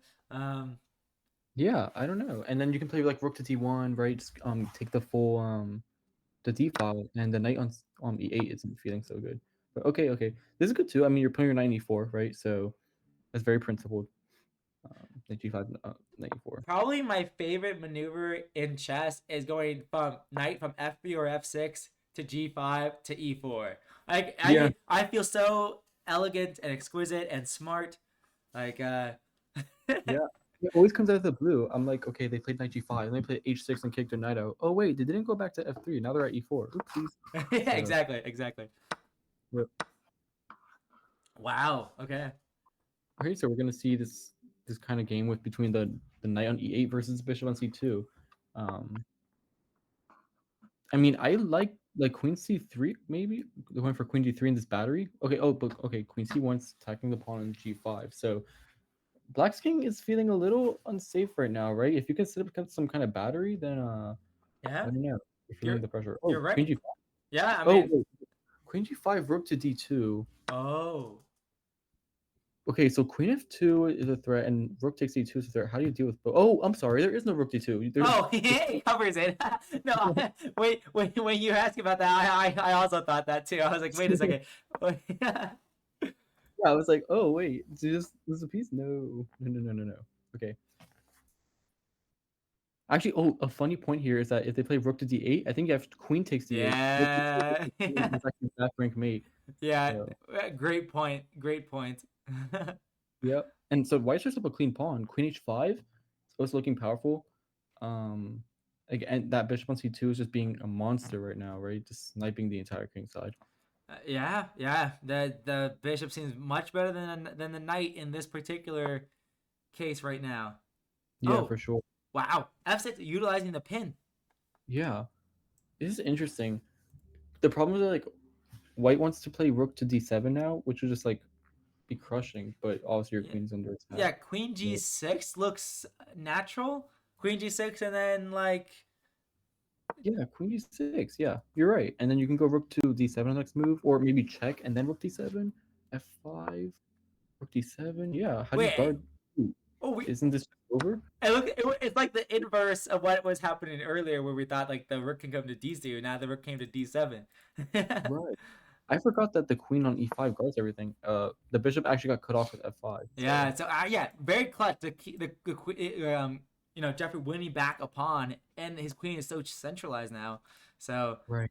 actually, it's really difficult to make progress. Yep. I don't know. I feel like the nice thing for white is that sometimes you can go rook e7 and pressure the weak e pawn that if the knight ever moves. So that could potentially be useful. Okay, 98. So can you go? Hmm, if you go rook e7, they're just gonna play knight f6. So Oh, that's a good point. oh, c5 is a really nice move. You want to go bishop b3, and you want to pressure the Oh, yeah. So kind of the same thing, pressing the e6 pawn, but from a different angle. I love that. yeah, that's a really strong move. I like it a lot. Um, and oh, good note. Oh, Wait. okay. Queen takes e6. What? Oh. All right, and Do now you take on F? No, you can't take on F5. yeah. Um. Do you just go bishop b3 now? I don't know. Bishop b3, and you're threatening the queen g6, queen h5. Wait. Oh, the bishop on. Oh yeah, bishop B3. Okay, yeah, yeah. I see. That makes sense. Yeah, yeah. All right. I wonder if after queen takes e5, you could actually just play bishop b3 anyway and want to take on e6 with your bishop. But hmm. All right. Oh, so knights. So Jeffrey's trying to hop the knight on into E4 and attack the F2 pawn and trying to Yeah. create that counterplay. Yeah. Yeah. Yeah. You're right. It's a little annoying. Okay. Wait. How do you guard f? Actually, how do you guard f2 after knight e4? Wow. Wait. Is F3 4? Wait, no, but F3 would lead to disaster. Um. So I guess wait, what did you have to do instead of that? You had to like move bring your your rook queen back. back or something, or yeah, your rook or your queen back. But that's crazy. In the span of one move, we were like, Chris is killing it. Chris is I killing it. know. And then Oh no. wow. Um. Do you just try queen g6 here, which guards the g pawn and threatens queen h5 at least? Probably. Oh, okay. Rook takes. But it depends. G3. Rook takes g7 is actually a nice trick because you have queen e7. So, and yeah, you're right. It does guard g3. Queen f1. What could go Oh, there's knight back? f2. Knight f2. Oh no. And yep, Uh knight b4, queen h2. Oh, that was a true queen queen instead. but okay. Oh, I see. Wow. What a crazy exchange sequence there. But okay, but Jeffrey emerges with up uh up an exchange here. Yeah, yeah, yep. White's trying to guard, but bishop to g, and now king f4. Do you win the f pawn? Oh, they traded. Okay. Oh. Yeah, yep. And it's just a winning king pawn in game. You have the pass e pawn. Yeah. Makes sense. Unfortunate. Crazy how it all changed in like 1 second. Yeah, yeah. Chris was crushing it. Um, it happens. I mean, it happens to everyone. Yeah. Yeah, I don't know. That kind of shows like Jeffrey always coming up with these ideas, like planning the knight on e4 with the queen targeting f2. Man, Yeah, you have to give credit where credit's due, right? Jeffrey's been doing a really great job at putting up counterplay and like posing difficult questions. wow, and this is probably the furthest end game they played out because they keep resigning so early. But funny to see that they actually play that one out a little bit. Yeah, for sure. So this is the Rogozin, yeah. Interesting. Yeah, I never can Black go like knight e4 in these positions? I don't really know very well. I know there's some queen e4 stuff, but Yeah, 90, maybe just 94 looks possible, and I don't know either though. I'm definitely not. I definitely do not know more than you I mean, on I don't this. know very well either. So Okay. Oh, 98, 94. Look at that. yeah. I mean, I guess you get some dynamic play here. Um, Interesting. Yeah, I don't know. I forget what Jeffrey has been playing. I guess he has been going in like D4, C4, Queen's Gambit stuff, I think, in previous games. Um, but I think this is the first time we're seeing Chris whip out the Rogozin. oh my God, G5, just going Whoa, for it. whoa, wow. Wow. Chris is Okay, tired of losing. No more. Black's playing for mate. Do you go F4 here or do you go like G4? I don't know. Oh, G4. G4.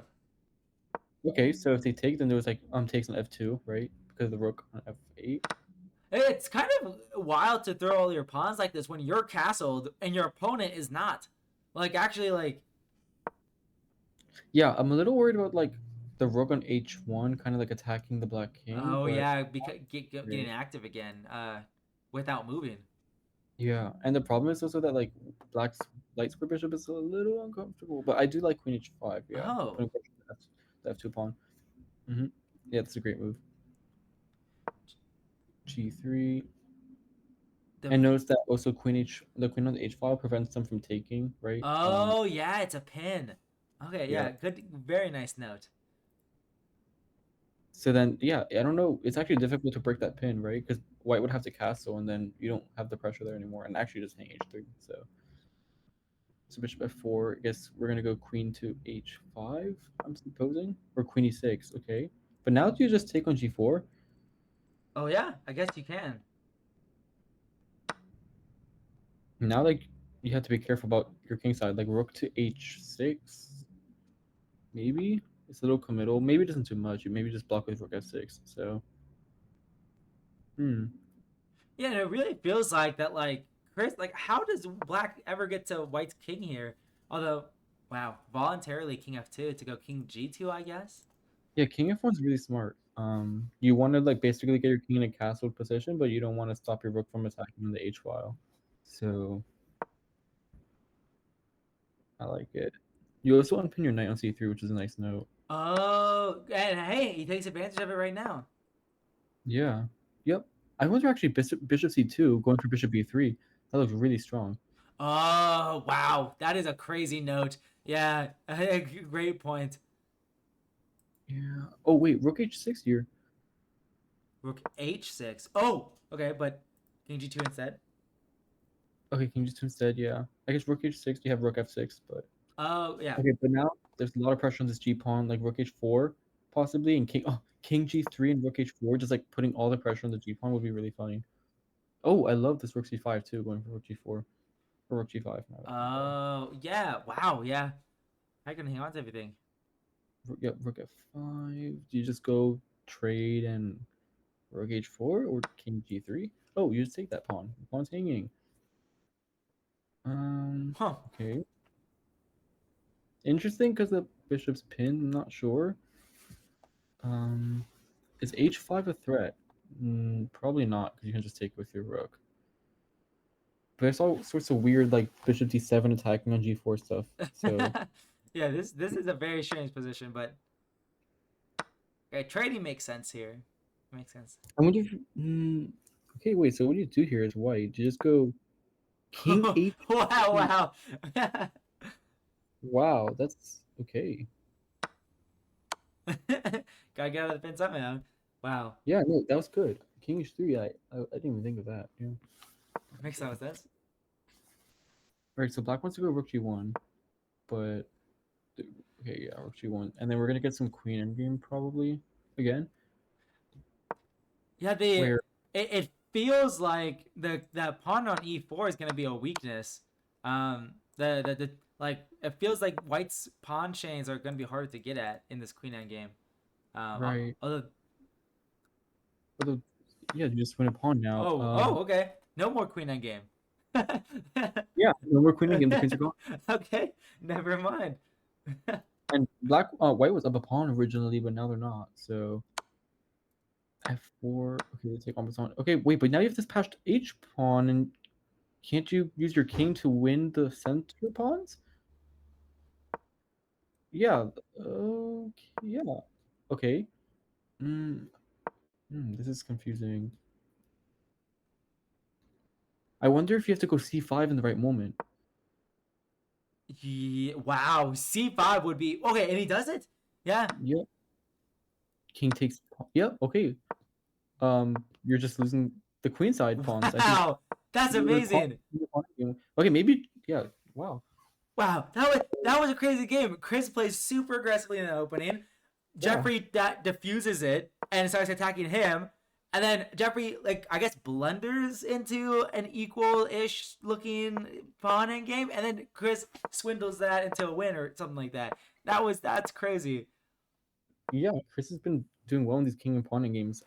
Maybe Jeff has to probably consider them a little bit more. I feel like he kind of rushed the queen trade a little bit, maybe. Um. So yeah, you probably have to calculate that. Um. Chris going back to the d4. No more c4. Interesting to note. Although he did get a good position, right, with c4 last time. So Oh yeah, good point. okay, black is up a pawn, but obviously the pawn might be a little bit weak on b5 c4, and white has the full center. So typical Catalan position, right? Just normal day in the office. So I wonder if you just take and bishop d2. I don't know. Simple Or chess. Or okay, wow, e5. now bishop d2? Question mark. Um. Yeah. Okay. So knight takes e5 is a threat, right? Because right. So they trade on c3. I'm not sure if White has like enough compensation for the pawn now. The pawn can be pretty well guarded in b5. I guess you have to play rook fb1, but Oh wow, bishop d5 to then go c6. oh, and just solidify the bishop there. Yeah. Wow, that very classy. I like that. Um, but okay, wow, doubling up on the A file. Hmm. Yeah.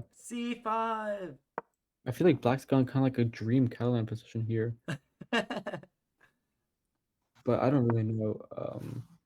These things are still practically hard to play for Black, right? Because White still has like, for example, this A file where the rooks are just like uncontested there, so That it's yeah, difficult. that is a great point. That is a great point. Mhm. Okay, knight d2. I kind of like it, right? Because if they take on g2, now you have a target on c4. So Whoa. yeah, yeah. Mhm. Visually, those three pawns before white took being on the fourth rank, very impressive. That usually does not happen in a game. But You're right. Yeah. wow, knight d3, the octopus knight. The octopus knight. Oh yeah, coming to knight d3. That's looking a little scary. Do you just trade on c5 here and just get? But then you give Black the bishop here, and your rook on a7's under attack. Hmm. Interesting. Yeah, it's either do that or deal with the octopus knight. Yeah, Both don't look that appealing. So I know. Can you go bishop f1? Is that stupid? Attacking c4 and knight d3 you can take. I don't yeah, know. yeah, I don't know. You might have to. Um, Okay, we got rook a. 5 instead. Knight d3, queen b1. I mean, the knight's annoying, but there's no threat at the moment. So white can still kind of see if they can consolidate, right? Bishop f1 coming on the next move can try and keep the knight out. Man, visually this position is so wild with the rooks lined with the white's rooks lined up there on the attacking laterally and Yeah, and no, for and sure. and black's advanced pieces. Like this is a very wild position. All right, rook to e8, knight e4. Okay, nice. Oh, and by the way, the timer for the second time control has ended. So this will be the last game of the second time control. So if Chris wins this, he will break it even. But if he loses this, which is not looking too pretty for him right now, then Jeffrey will start the bullet with a 2 point lead. Yep. I believe in Chris. I think he'll pull it out. Um, two. H5, once again, the Chris special. Yeah, push this H pawn all the way, and I mean it's been working right so far in the match. Yeah, very true. Very true. Oh, two. Okay, knight d6 runs into trade rooks, and then bishop takes d6. So you can't play that yet. Um, I don't know. I wonder. Okay, so they trade instead. They're probably gonna play rook a7 now. Problem is that like your 94 isn't doing too much at the moment. Um, maybe we wanna go. Okay, so rook a7. Yeah, that was played. I mean, still, White has some pressure on the second, seventh rank, so. I think that makes sense. Contesting the A file and just trying to trade. Mhm. Yep. Okay, knight f4 is a move. Oh, queen a8. Oh my gosh. Yeah, that's just a piece. Oh, wow. Okay. No, it's falling. No. Queen takes h5. Right, knight takes. All right, they want to go queen e2, queen takes e5, but you can do that and then take on b3 at least, and try your best to defend that endgame.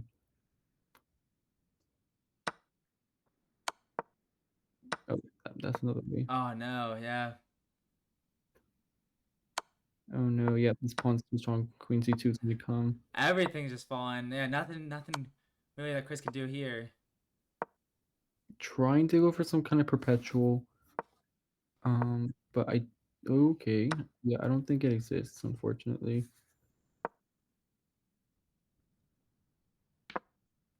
Hmm. Yeah. Yeah, queen trade, right. Yep, And makes sense. Okay, and then I'll go talk to the players after this game is over, presumably once it's over. Wow, doesn't even take the queen. Doesn't even take. yeah, going for a stalemate trap. Okay, okay.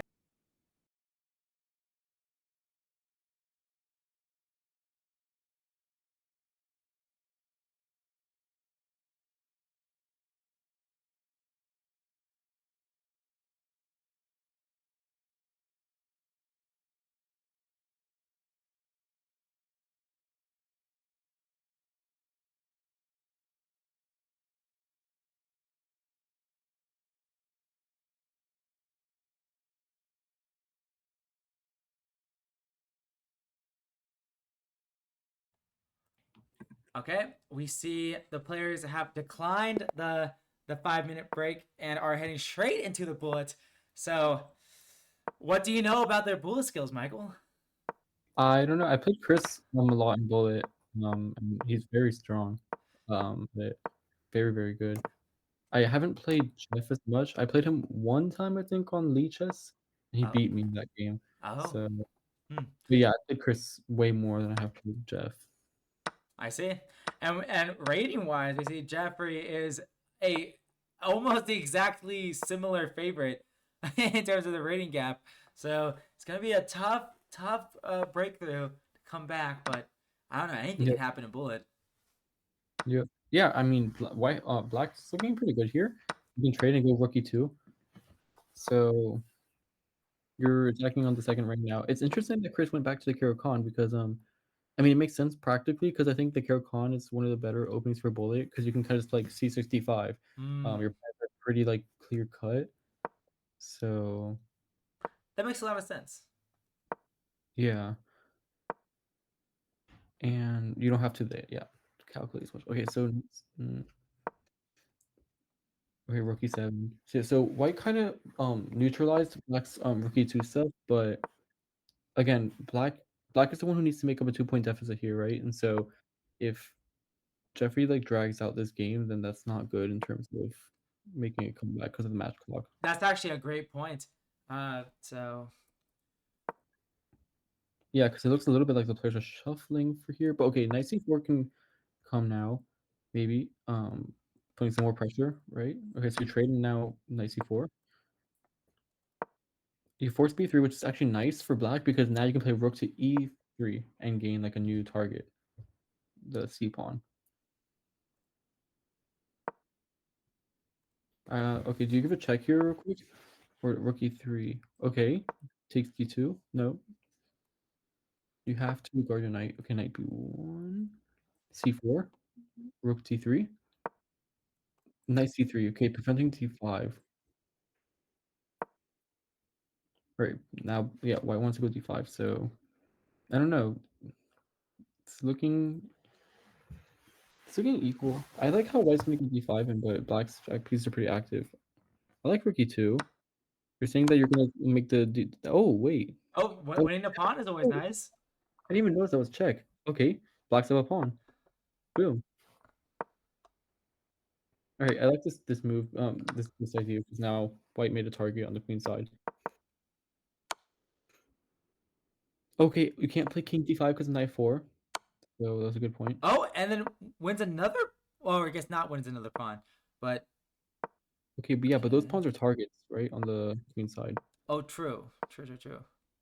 So if the it's hard to tell whether the opt the uh, pawns on both sides of the board who that favors, but because I feel like the knight can hop around and target pawns better, but at the same time, uh, the bishop has more long range mobility. So okay. Yeah, the problem is that white's able to always guard that pawn there, but black does have this pawn, right? If black can sacrifice their kingside passer to get their king into the queen side, that's what they want to do. Oh. And oh no no now you're in the queen. Yep, king conversion. Wow! Wow! Wow! Wow! Wow! What an awesome a change there. Yep, and then you shoulder the king, make sure they can't come into the. Yep, there we go. Okay, simple. Okay, well, Okay, so Chris only needs to make up a 1 point deficit now. Wow, that's awesome. It looks so and back to drawish c4. in the Back middle to c. there. Okay, interesting. We go for this weird structure with the double pawns, but maybe that's what Chris wants, something unbalanced. d4, and I kind of like white, right? You have the space, and the pawn on f4 is actually doing a good job preventing e5 from black. So knight f3, e5, knight e5 is also probably what queen's gonna go for here. That makes a lot of sense. Do you trade here? Or do you go queen c1? Yeah, yep. c5 here for black, and okay, black's staying solid. Yeah, c5 is gonna come soon. So I wonder if you can pressure on the d pawn now. I once But again the pawn cube in the center. At least this is like third time it happened this match. actually, this is uncomfortable for black, right? Because you can take on d5 now, maybe, and your Oh, rook is staring at the queen on e7. I wonder. Oh, so they go f4. Hmm. Rook to c5. Do they just take on c4? Yeah, they're just taking c4. Take on e6. You're gonna take on c4. You want to take with the rook, but you don't want to allow rook check. So, oh, okay, they do it anyway. Nice. All right, so queen e2 has to be played on the next move. Yep. oh, huh. Wow. All right. Yeah, rook d2. Do you just play queen e1? But did they go back to rook to d1? No. Okay. You have to be careful not to play bishop g2. By the way, bishop g2, and you pin your queen to the king. Oh, By good point. Yeah. and bishop c4. You actually have, I think maybe white should just go king g2 maybe. Yeah, Oh, there just you so go. yeah. It feels strange that like black can't exploit that diagonal that the king's on, but Yeah, you're right. It's scary because you're like thinking that maybe the queen can fork the rook or something, but now the rook's guarded. So, do you just? F3. Wow, and that's kind of scary looking. Yeah, they're playing for a win, right? Chris is playing for a win because He has to. if you go back to King G1, then you have to probably go King G2 again at some point. So Wow, yeah, I like that by Jeffrey there, doubling the pawns. right, we have another Queen endgame. So I mean, I think Chris has actually been good in these endgames so far. He's been doing a really good job with all of them. So I wonder if we can pull Oh, out. signature Chris moments, H4, H5. Wow. Yes, and I think White has successfully gotten rid of their doubled pawns. Well, yeah, it felt the I think kind of felt a little bit scary with okay, going straight into the once again Jeffrey going into these king and pawn end games. Yep. Although I feel like White has to be the one to be careful here because Black has the outside pawn, Oh right? yes, that's the difference. That's a big difference. Wow, Chris going for the win. Like he really is just going for it each Yeah. time. Do you have to play King of? Oh, now you Wait, win the H pawn though. Oh no, wow. Chris Oh my wins finally. gosh. What's happened? Okay, okay, the pawn promotes. Oh, The pawn promotes. that's crazy. How does this always happen? How does Chris? How does This is the same win consistently everything. every King and Pawn game Chris is winning? Oh Like, my god. and it's Jeffrey. Jeffrey's the one that trades into them. Like, Yeah. that is insane. Yep. And now this match score is even, and there's 8 minutes left of the match clock. Wait, let me pull up the rules for if it goes to overtime. I had to look it up and like verify. So let me just read it. Yeah. Go. Thank you. If I can find it, yeah. So if players are tied after all games and all segments have been played, 4 additional games with a 1+1 time control will be played with players alternating colors. The players seated higher at the beginning of the knockout stage will start with the white pieces. The match ends when a player reaches 2.5 points in this tiebreaker. If neither player reaches 2.5 points, a single game of Armageddon will be played, which I think one side has 5 minutes, one side has four, and then one side has the winning. Um, but I actually need to look up the Armageddon thing because Right. actually I forget how Armageddon. Um, I think it's 5 and 4 for the regular speech championship. 5 minutes and versus 4 minutes, but Yeah. I'm not sure to be honest with you. Yeah, what their policy is that. But yeah, So. but just like the Chris versus wow, Chris is always coming out with these really tight matches. Like like his previous match against Ethan was also just as close. So kind of Yeah. No. scary. It's really entertaining. Really, really good. I Yeah. think what the game with the match with Ethan, he won by it was a point, right? Yes, So 1 point in the last game. Yeah. yeah, nail biter, and actually absolute nail and biter. actually Chris was down like when the match clock was a minute left. He was down a point. Oh, and so then he made it. Yeah, and then he went back to back games to win the match. So that was actually the most. That was very entertaining. And this was very entertaining where he was down multiple times, kept coming back. You cannot count Chris out ever. absolutely not. Absolutely not. Okay. But as for this game, I he's don't know. Black has some pressure. You're gonna go b4. Oh wait, but white wins the h pawn. I wonder was that really necessary to lose the pawn there? But but he wins it back anyways. Okay. Yeah, yeah. Okay. Okay, rookie 3 is a threat. Yeah, he finds it. Queen 4, queen. Wow. Are we gonna get another endgame win? Hmm. Alright, e5 is gonna come in the next move. Okay, e5 dislodge knight, and then you take on g. Yep. Nice. 95. Okay. All right. Okay, Black. can you double in the second rank? Oh, Oh, okay, they works instead. yeah. I think that's a nice call. b4. Interesting. I wonder if there's just bishop c5 and d5. Oh, well, knight guard c5. Okay. Anywho, Yeah. Chris has the pawn, but Jeffrey has the activity, and okay, with Chris two is up pawns. 2 pawns. Just has to keep control. Don't get nervous here. Oh, okay. Jeff resigns because he just wants to play another game. He doesn't want to waste Yeah. the match. only 5 minutes left. Yeah, he has to be very pragmatic here. He has to start making something happen. And the 1+1, you no more dirty flags. Like you have to like actually play chess. So Yeah, so so so yeah, I think that was a great decision by Jeff there, saying, "Chris, I think you can convert this. It's time to move on." yeah. So Time to move on. Got up a new game. Yeah, Chris has won the 3 games in a row now in the 1+1 section. So wow, I would not have guessed that. Like coming into it, I'd be like, "Oh man, Bullet might be the scariest," but I don't know. He's playing fast and he's doing really well in these end games. yeah, and you know what I wonder? I feel like it might be due to related to the fact that this is 1+1 and not 1+0. It's definitely an adjustment, right? Yes, So yes, yes, yes. now I'm wondering here. This is another end game, so this could maybe stall out. Like I don't know. Like this might take a while for the game to finish, right? If both players are just playing solid. Oh, that's very true, and that does not favor Jeffrey now. Before it favored Jeffrey, but now it really does not. So Yeah, exactly. Yeah, this is the kind of position where White can literally play on for a long time. wow, yes. I don't.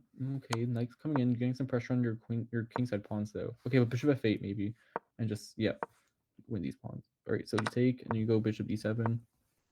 Wow. Maybe you go bishop f6 now to just guard your e5 pawn. And, Okay. and, Oh, and oh, they're going after the queenside pawns. Bishop wow. seven, bishop. Well, Oh, and it really feels like that Jeff like doesn't really have anything to play for. I guess he is winning that pawn on e5, um, or mm, d4. I mean, but yeah. Do you go? Okay, interesting position. White wins the queenside pawns. like all of them, like straight up all of them. That, yeah, that a pawn's gonna run. That a pawn's gonna scurry away. Just ooh, oh, you take knight and then push the pawn. Oh my god, it's another win. Oh my God, Chris Oh winning my backs back god, in. He has a 2 point lead. He has a 2 point lead, and there's only 3 minutes left. insane! He's won 4 games in a row. Chris can stall out this game. Chris can stall out and potentially just if he stalls out this game and if he gets a losing position, he can stall it out and wait for the match clock to be over. This is actually insane. Jeff needs to win and he needs to win fast. Yeah, he had to get some really quick wins. C6 here. Oh, okay. You give up the b pawn, but you just oh bishop b3, nice. Okay, so you're gonna castle because you gotta get your king to safety right now. So yeah. Mm-hmm. Queen b6, rook e8. Yeah. Okay, rook e8 instead. Yeah, they can't play rook e1, right? Because you just take back rook mate. So good note.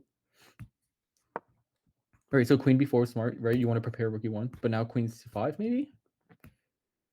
Honestly, if Chris just keeps going for these end games, then that could go well for him because he's just.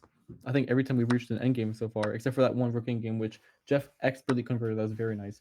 It's been performing well. Yeah, yeah, I absolutely agree. And again, there's I think what 2 minutes left in the match clock. How long? It's 1 minute and 47 seconds. Oh no! And Jeff has to make up 2 points deficit, not just one game. Yes, Has he to would be need to two. finish this game before the time control ends and then win the next game. He has to win double back to back games. And I don't know if this game is going to cut it.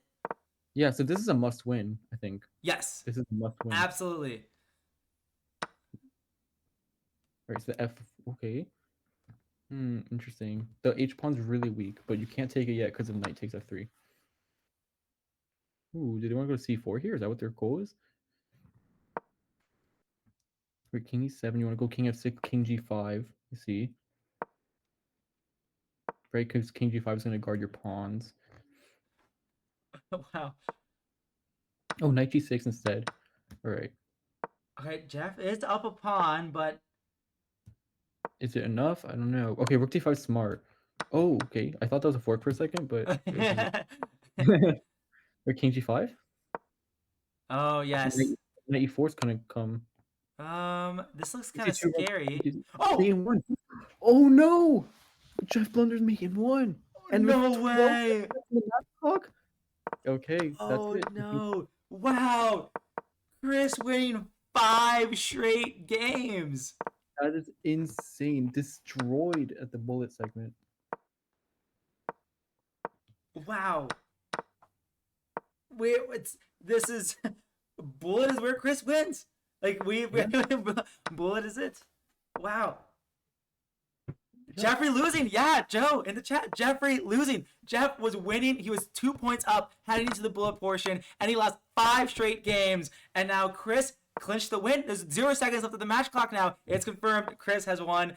And yeah, that's I'm speechless. This was a crazy turnaround. Chris taking over a 300 point deficit in the bullet and blitz portion, blitz rating wise, like 300 point deficit, and Chris taking it.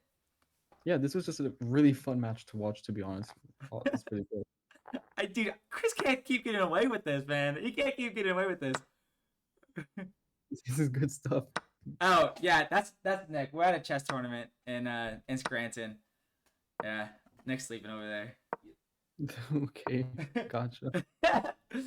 There's only one hotel desk, so.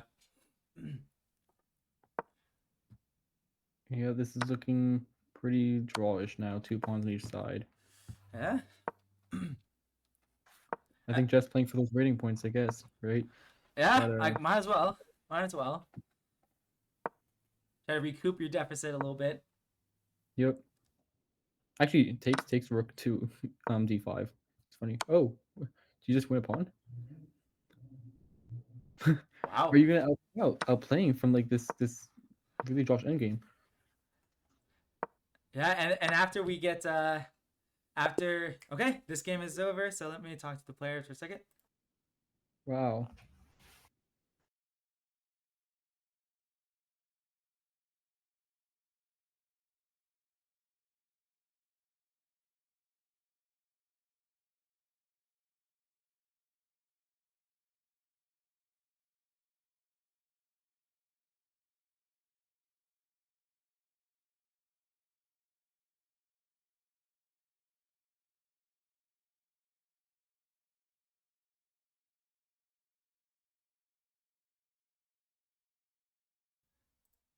Okay, so we will have the players joining us. Let's see. And Joe, to answer your question, most likely next weekend, the Saturday next weekend, if it works out with the players' schedules. So let me invite the players in here. Let's see.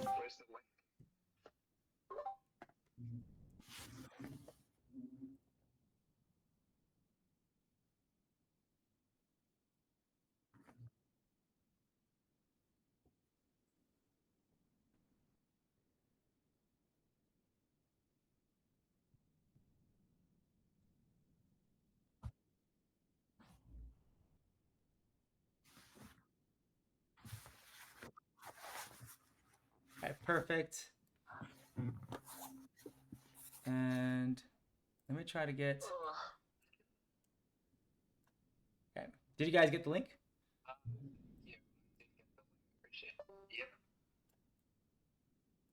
Beautiful.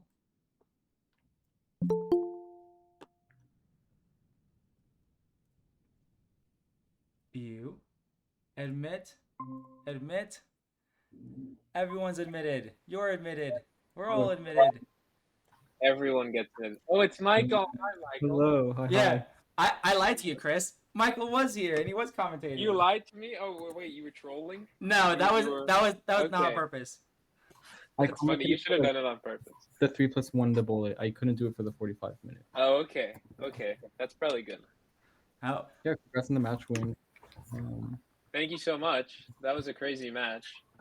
Yeah, it was really close for like the majority of it. It was really interesting to watch. Yeah, I finished the 3+1. I'm like, okay, well, that was fun. That was fun while it lasted. I don't know. yeah. I just think it's absolutely insane that you won 5 back-to-back bullet games to clinch the match. That was I insane. think it's 6. Was it 5 or 6? I think it was 6. Wow. Yeah. Gotta get the right number. I don't know. Yeah, my bad. That's the perfect number was what math people would say. That's a Peter reference. Okay. Yeah. Why did we have so many king and pawn in games? I was actually. I don't know. in And potting? I was recovering what from are- tilt lag. Like, what are we So I just try to play simple because Yeah. like earlier this week I lost like 150 blitz points on lead chest. So like I was just Oh, you dropped was to just- only like 25-50 or something. Damn, it must be hard. You know, I feel pretty bad. yeah, no, yeah, like That's it funny. it was rough, and then yeah. No, I understand. Yeah, stuff happens. I don't know. Well, I'll just ask you guys, both of you, like, what was your match strategy going into it? Like Jeffrey, you mentioned like try to keep it simple. Like, can you guys talk about opening strategy and overall match strategy or anything? Would you like to start or should I? Sure. Um, I figured that Chris would switch between his current stuff and old stuff, so I just started to look at both and double check everything. So what did you look at? I'm curious. So let me pull up my lead chest study real quick. Was this had Briar a lead prep? test pretty Was prepared. this D4? Was this prep? It Um, totally was. it's not- well, He played and I started laughing. C4 is like stuff in my files that I saw Okay. off of a Twitter from a correspondence chess master. So I need to get So Twitter. Is what you're saying. But yeah, I tried finding stuff. There's only like one game maybe on lead chess and chess.com each for you. So I was like, it's whatever. We'll figure it out. Yeah, that's what I play in tournaments, the Briar, but Yes. I didn't know what to do against C4. I looked it up actually during the break, and I guess I played the right stuff, like Yeah, C6, C6 is correct. and Yes. stuff like that. I didn't realize I was supposed to go B4. That didn't. Yeah. I don't know. It seemed weird. You're supposed to go like B4 and take on D4, and then when your knight comes to D4, play like G6 and stop knight F5. But I don't really like it. I don't know. I'm scared. I mean, I didn't want to play too theoretical stuff. This D4, A4 stuff. Like the usual. Yeah. Well, you think you didn't want to play too theoretical. I don't know. I only started getting positions I could play when I started playing this like nonsense. I played like knight F3, B3, C4. Like, I don't know. Otherwise, I mean, I played the Caro one game. I was lost out of the opening. Like, or I played as white. I mean, I played it one game and I was just lost out of the. I don't know. But to answer the question, I was going to prepare, and then life sort of happened.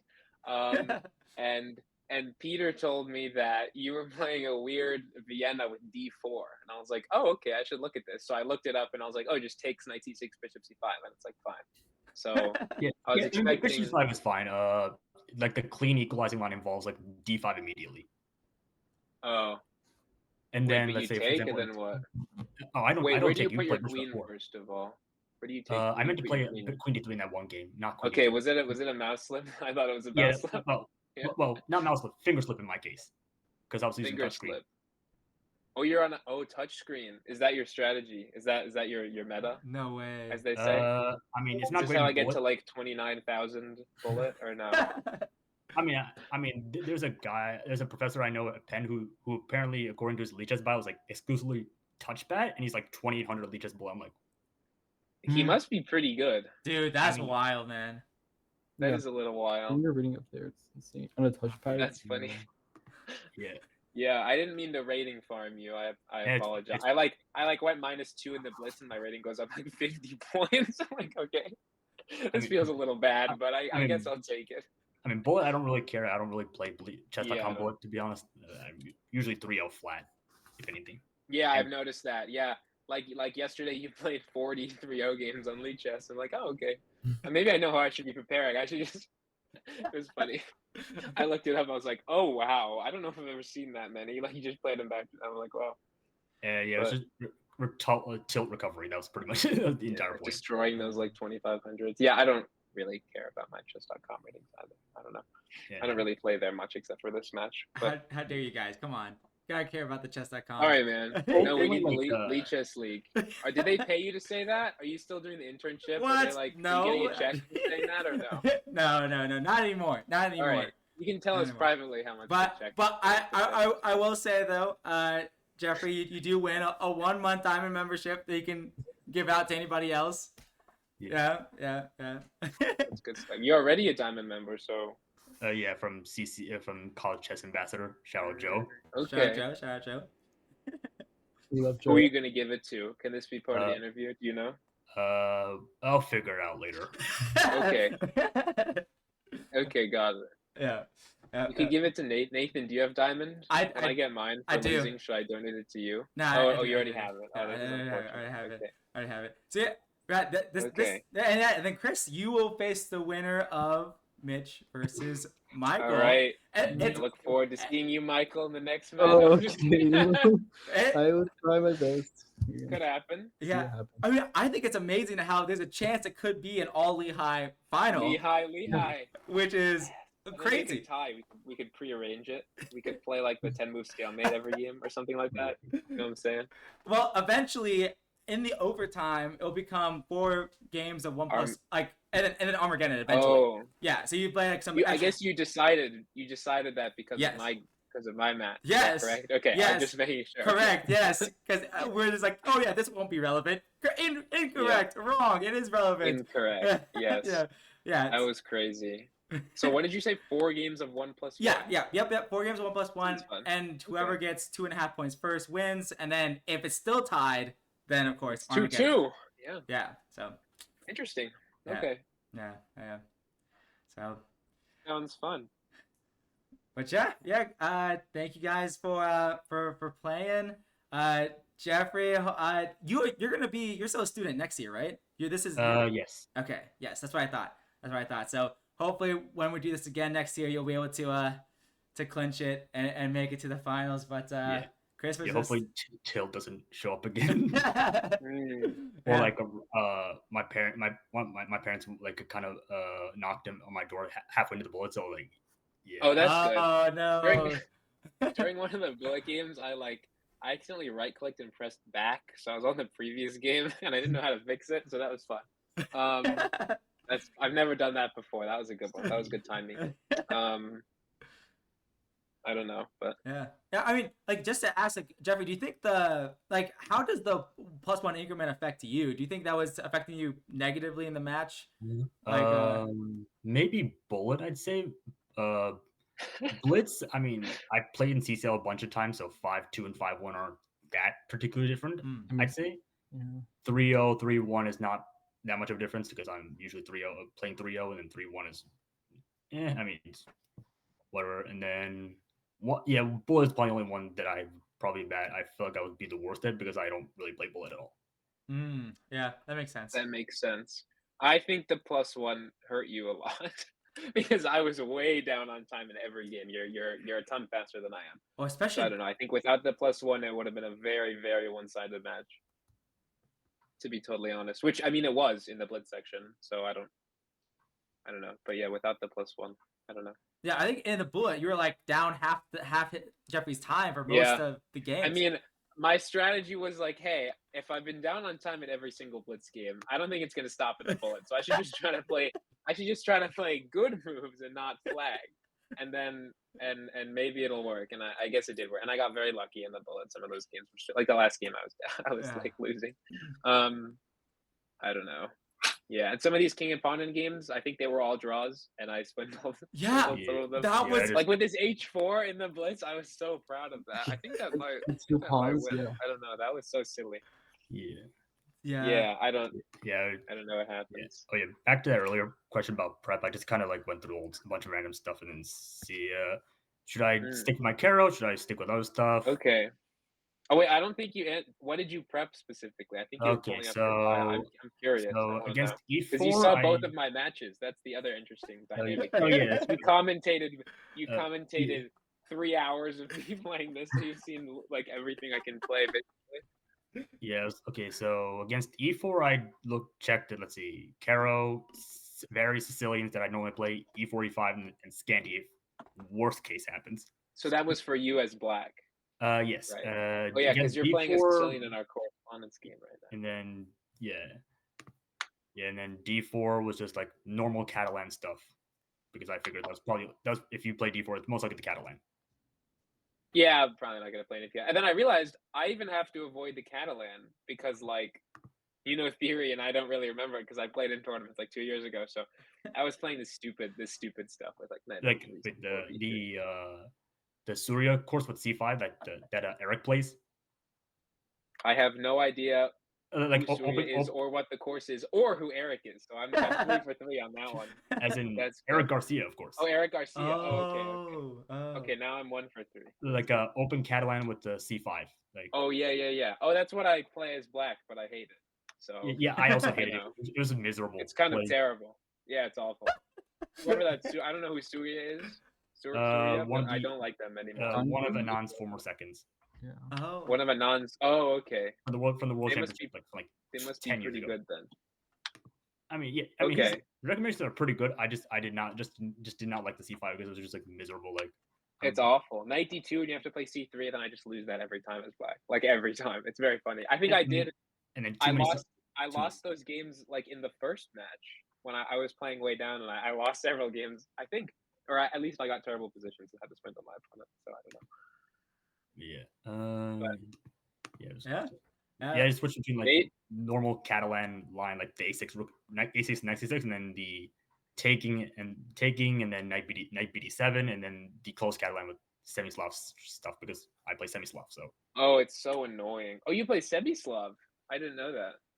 I started with the Slav. I should have known that. I started from Stonewall Dutch when I was younger, then switched to the Slav, Okay. and then some stuff in the Slav really annoyed me, especially exchange Slav. So then Yeah. switched to semi I Slav. like white in the exchange Slav. That's my hot take. I think white is better. Wow. Like, Yeah. that's my hot take. Then added the Nim zone, and then try to enter the The semi Nim Slav zone. the D4 move order. So like I would rather play the exchange QGD than the exchange Slav.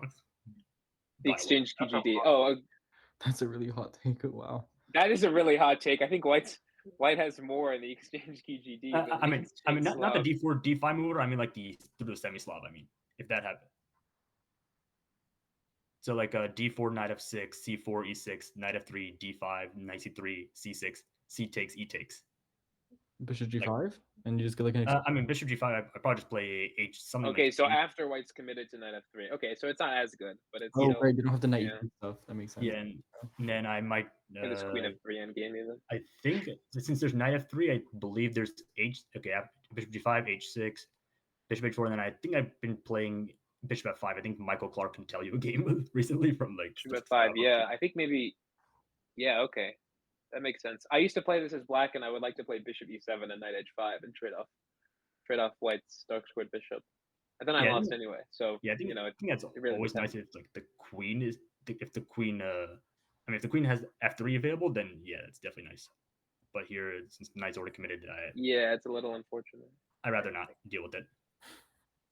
Yeah, that's why I play the Ragozin now, and I think I did play it. I only got it once in the match. Yeah, I don't remember. yeah, I was Oh, either it was gonna this. It was this Bishop F4 line, which I think is supposed to be inaccurate. Oh, will you play that D5 stuff? That's prep. That's actually prep. Yeah, Wow. I know this. Yeah, okay, knight C6, E3, G5. Yeah, that was prep. I think you're supposed to go Bishop G5 is the main line. Yeah, I mean Bishop F4 is still nice if they don't know either castle or knight E4 immediately. Yeah, something like that. I don't know. It was weird. There's a game of Fabiano. He just like kills his opponent. I don't know. As black too in this line. Yeah, Yeah. I kind of like the Ragozin because there's several lines that people play and they like it's just like natural moves and like white's just worse after whatever. Yeah. I mean, it was either that or I was going to choose my other pet line, the combined C takes D5, Bishop G5, and Queen A4 check all in one Ragozin line, basically. Yeah, that's yeah, you can do that. So yeah, Bishop G5, H6, Queen A4, Knight C6. What do you? I guess are you taking? C takes, E takes, and then and then I think Bishop B5 is playable now. I think from what I've Bishop B5, and if Queen G6, then castle, and if Bishop H3, there's Knight E1. Sorry, I think we're talking about a different line. Okay, so Ragozin, and doesn't matter which, as long as like C takes. Okay, so the most accurate is C takes, E takes, Bishop G5. I'd say as C far takes. As I know. I did like C takes, E takes, Queen A4 check, Knight C6, then Bishop G5. Knight C6. Okay, Bishop G5. And then, I think the move is H6. Yeah, and then I take. You take back the queen. Takes. And then what, E3? Yeah, I think Bishop E2 is probably pretty safe, and then I think Bishop B5 is playable if you have engine analysis. I think. You haven't played E3 yet, have you? Oh wait. Oh yeah, I didn't play. You need to go E3. E3 castle, and then Bishop B5. And then if Queen G6 attacking G2, short castle. This is what you're talking about, short castle. And then if Bishop H3, Knight E1 holds. Knight E1, that's pretty nice. I think I have A5 in any case or something like that. Or Bishop D6. using this. Yeah. Yeah, like queen g6, castle, bishop d6 rather, something like this. I don't know. This interview wasn't supposed to be us Wow. discussing theory, Wow, especially yeah. theory that I don't know. But anyway, No, yeah, no, love it. Love to see you guys be so passionate about the Rogozin. But something like that. Yeah, I don't know. Two I wish we would have random untitled players talking about Yeah, theory. I don't know. Yeah, I like it better than the QGD. I used to just lose, but I don't know how is commentating. How did it go, Nathan? I hear there's someone sleeping. Oh, in your... oh yeah, that's just Nick. He's the guy that I went to a tournament with in Scranton. Oh, Nick. Okay. Yeah, Nick. Yeah.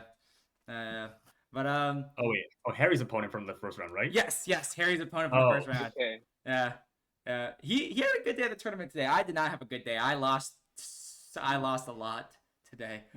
But Oh no. But that's okay. And I will say I do the QGD now and I just lose. So you know what? I really feel you, Chris. Yeah. Like See, it's bad. It's a bad opening. QGD's a bad opening. Yeah, I don't know. That's what Nick says too. But I think I'm gonna try it for a few more times and see if I stop. No, I losing. think it's pretty good. Chris said it was a bad opening. He's right.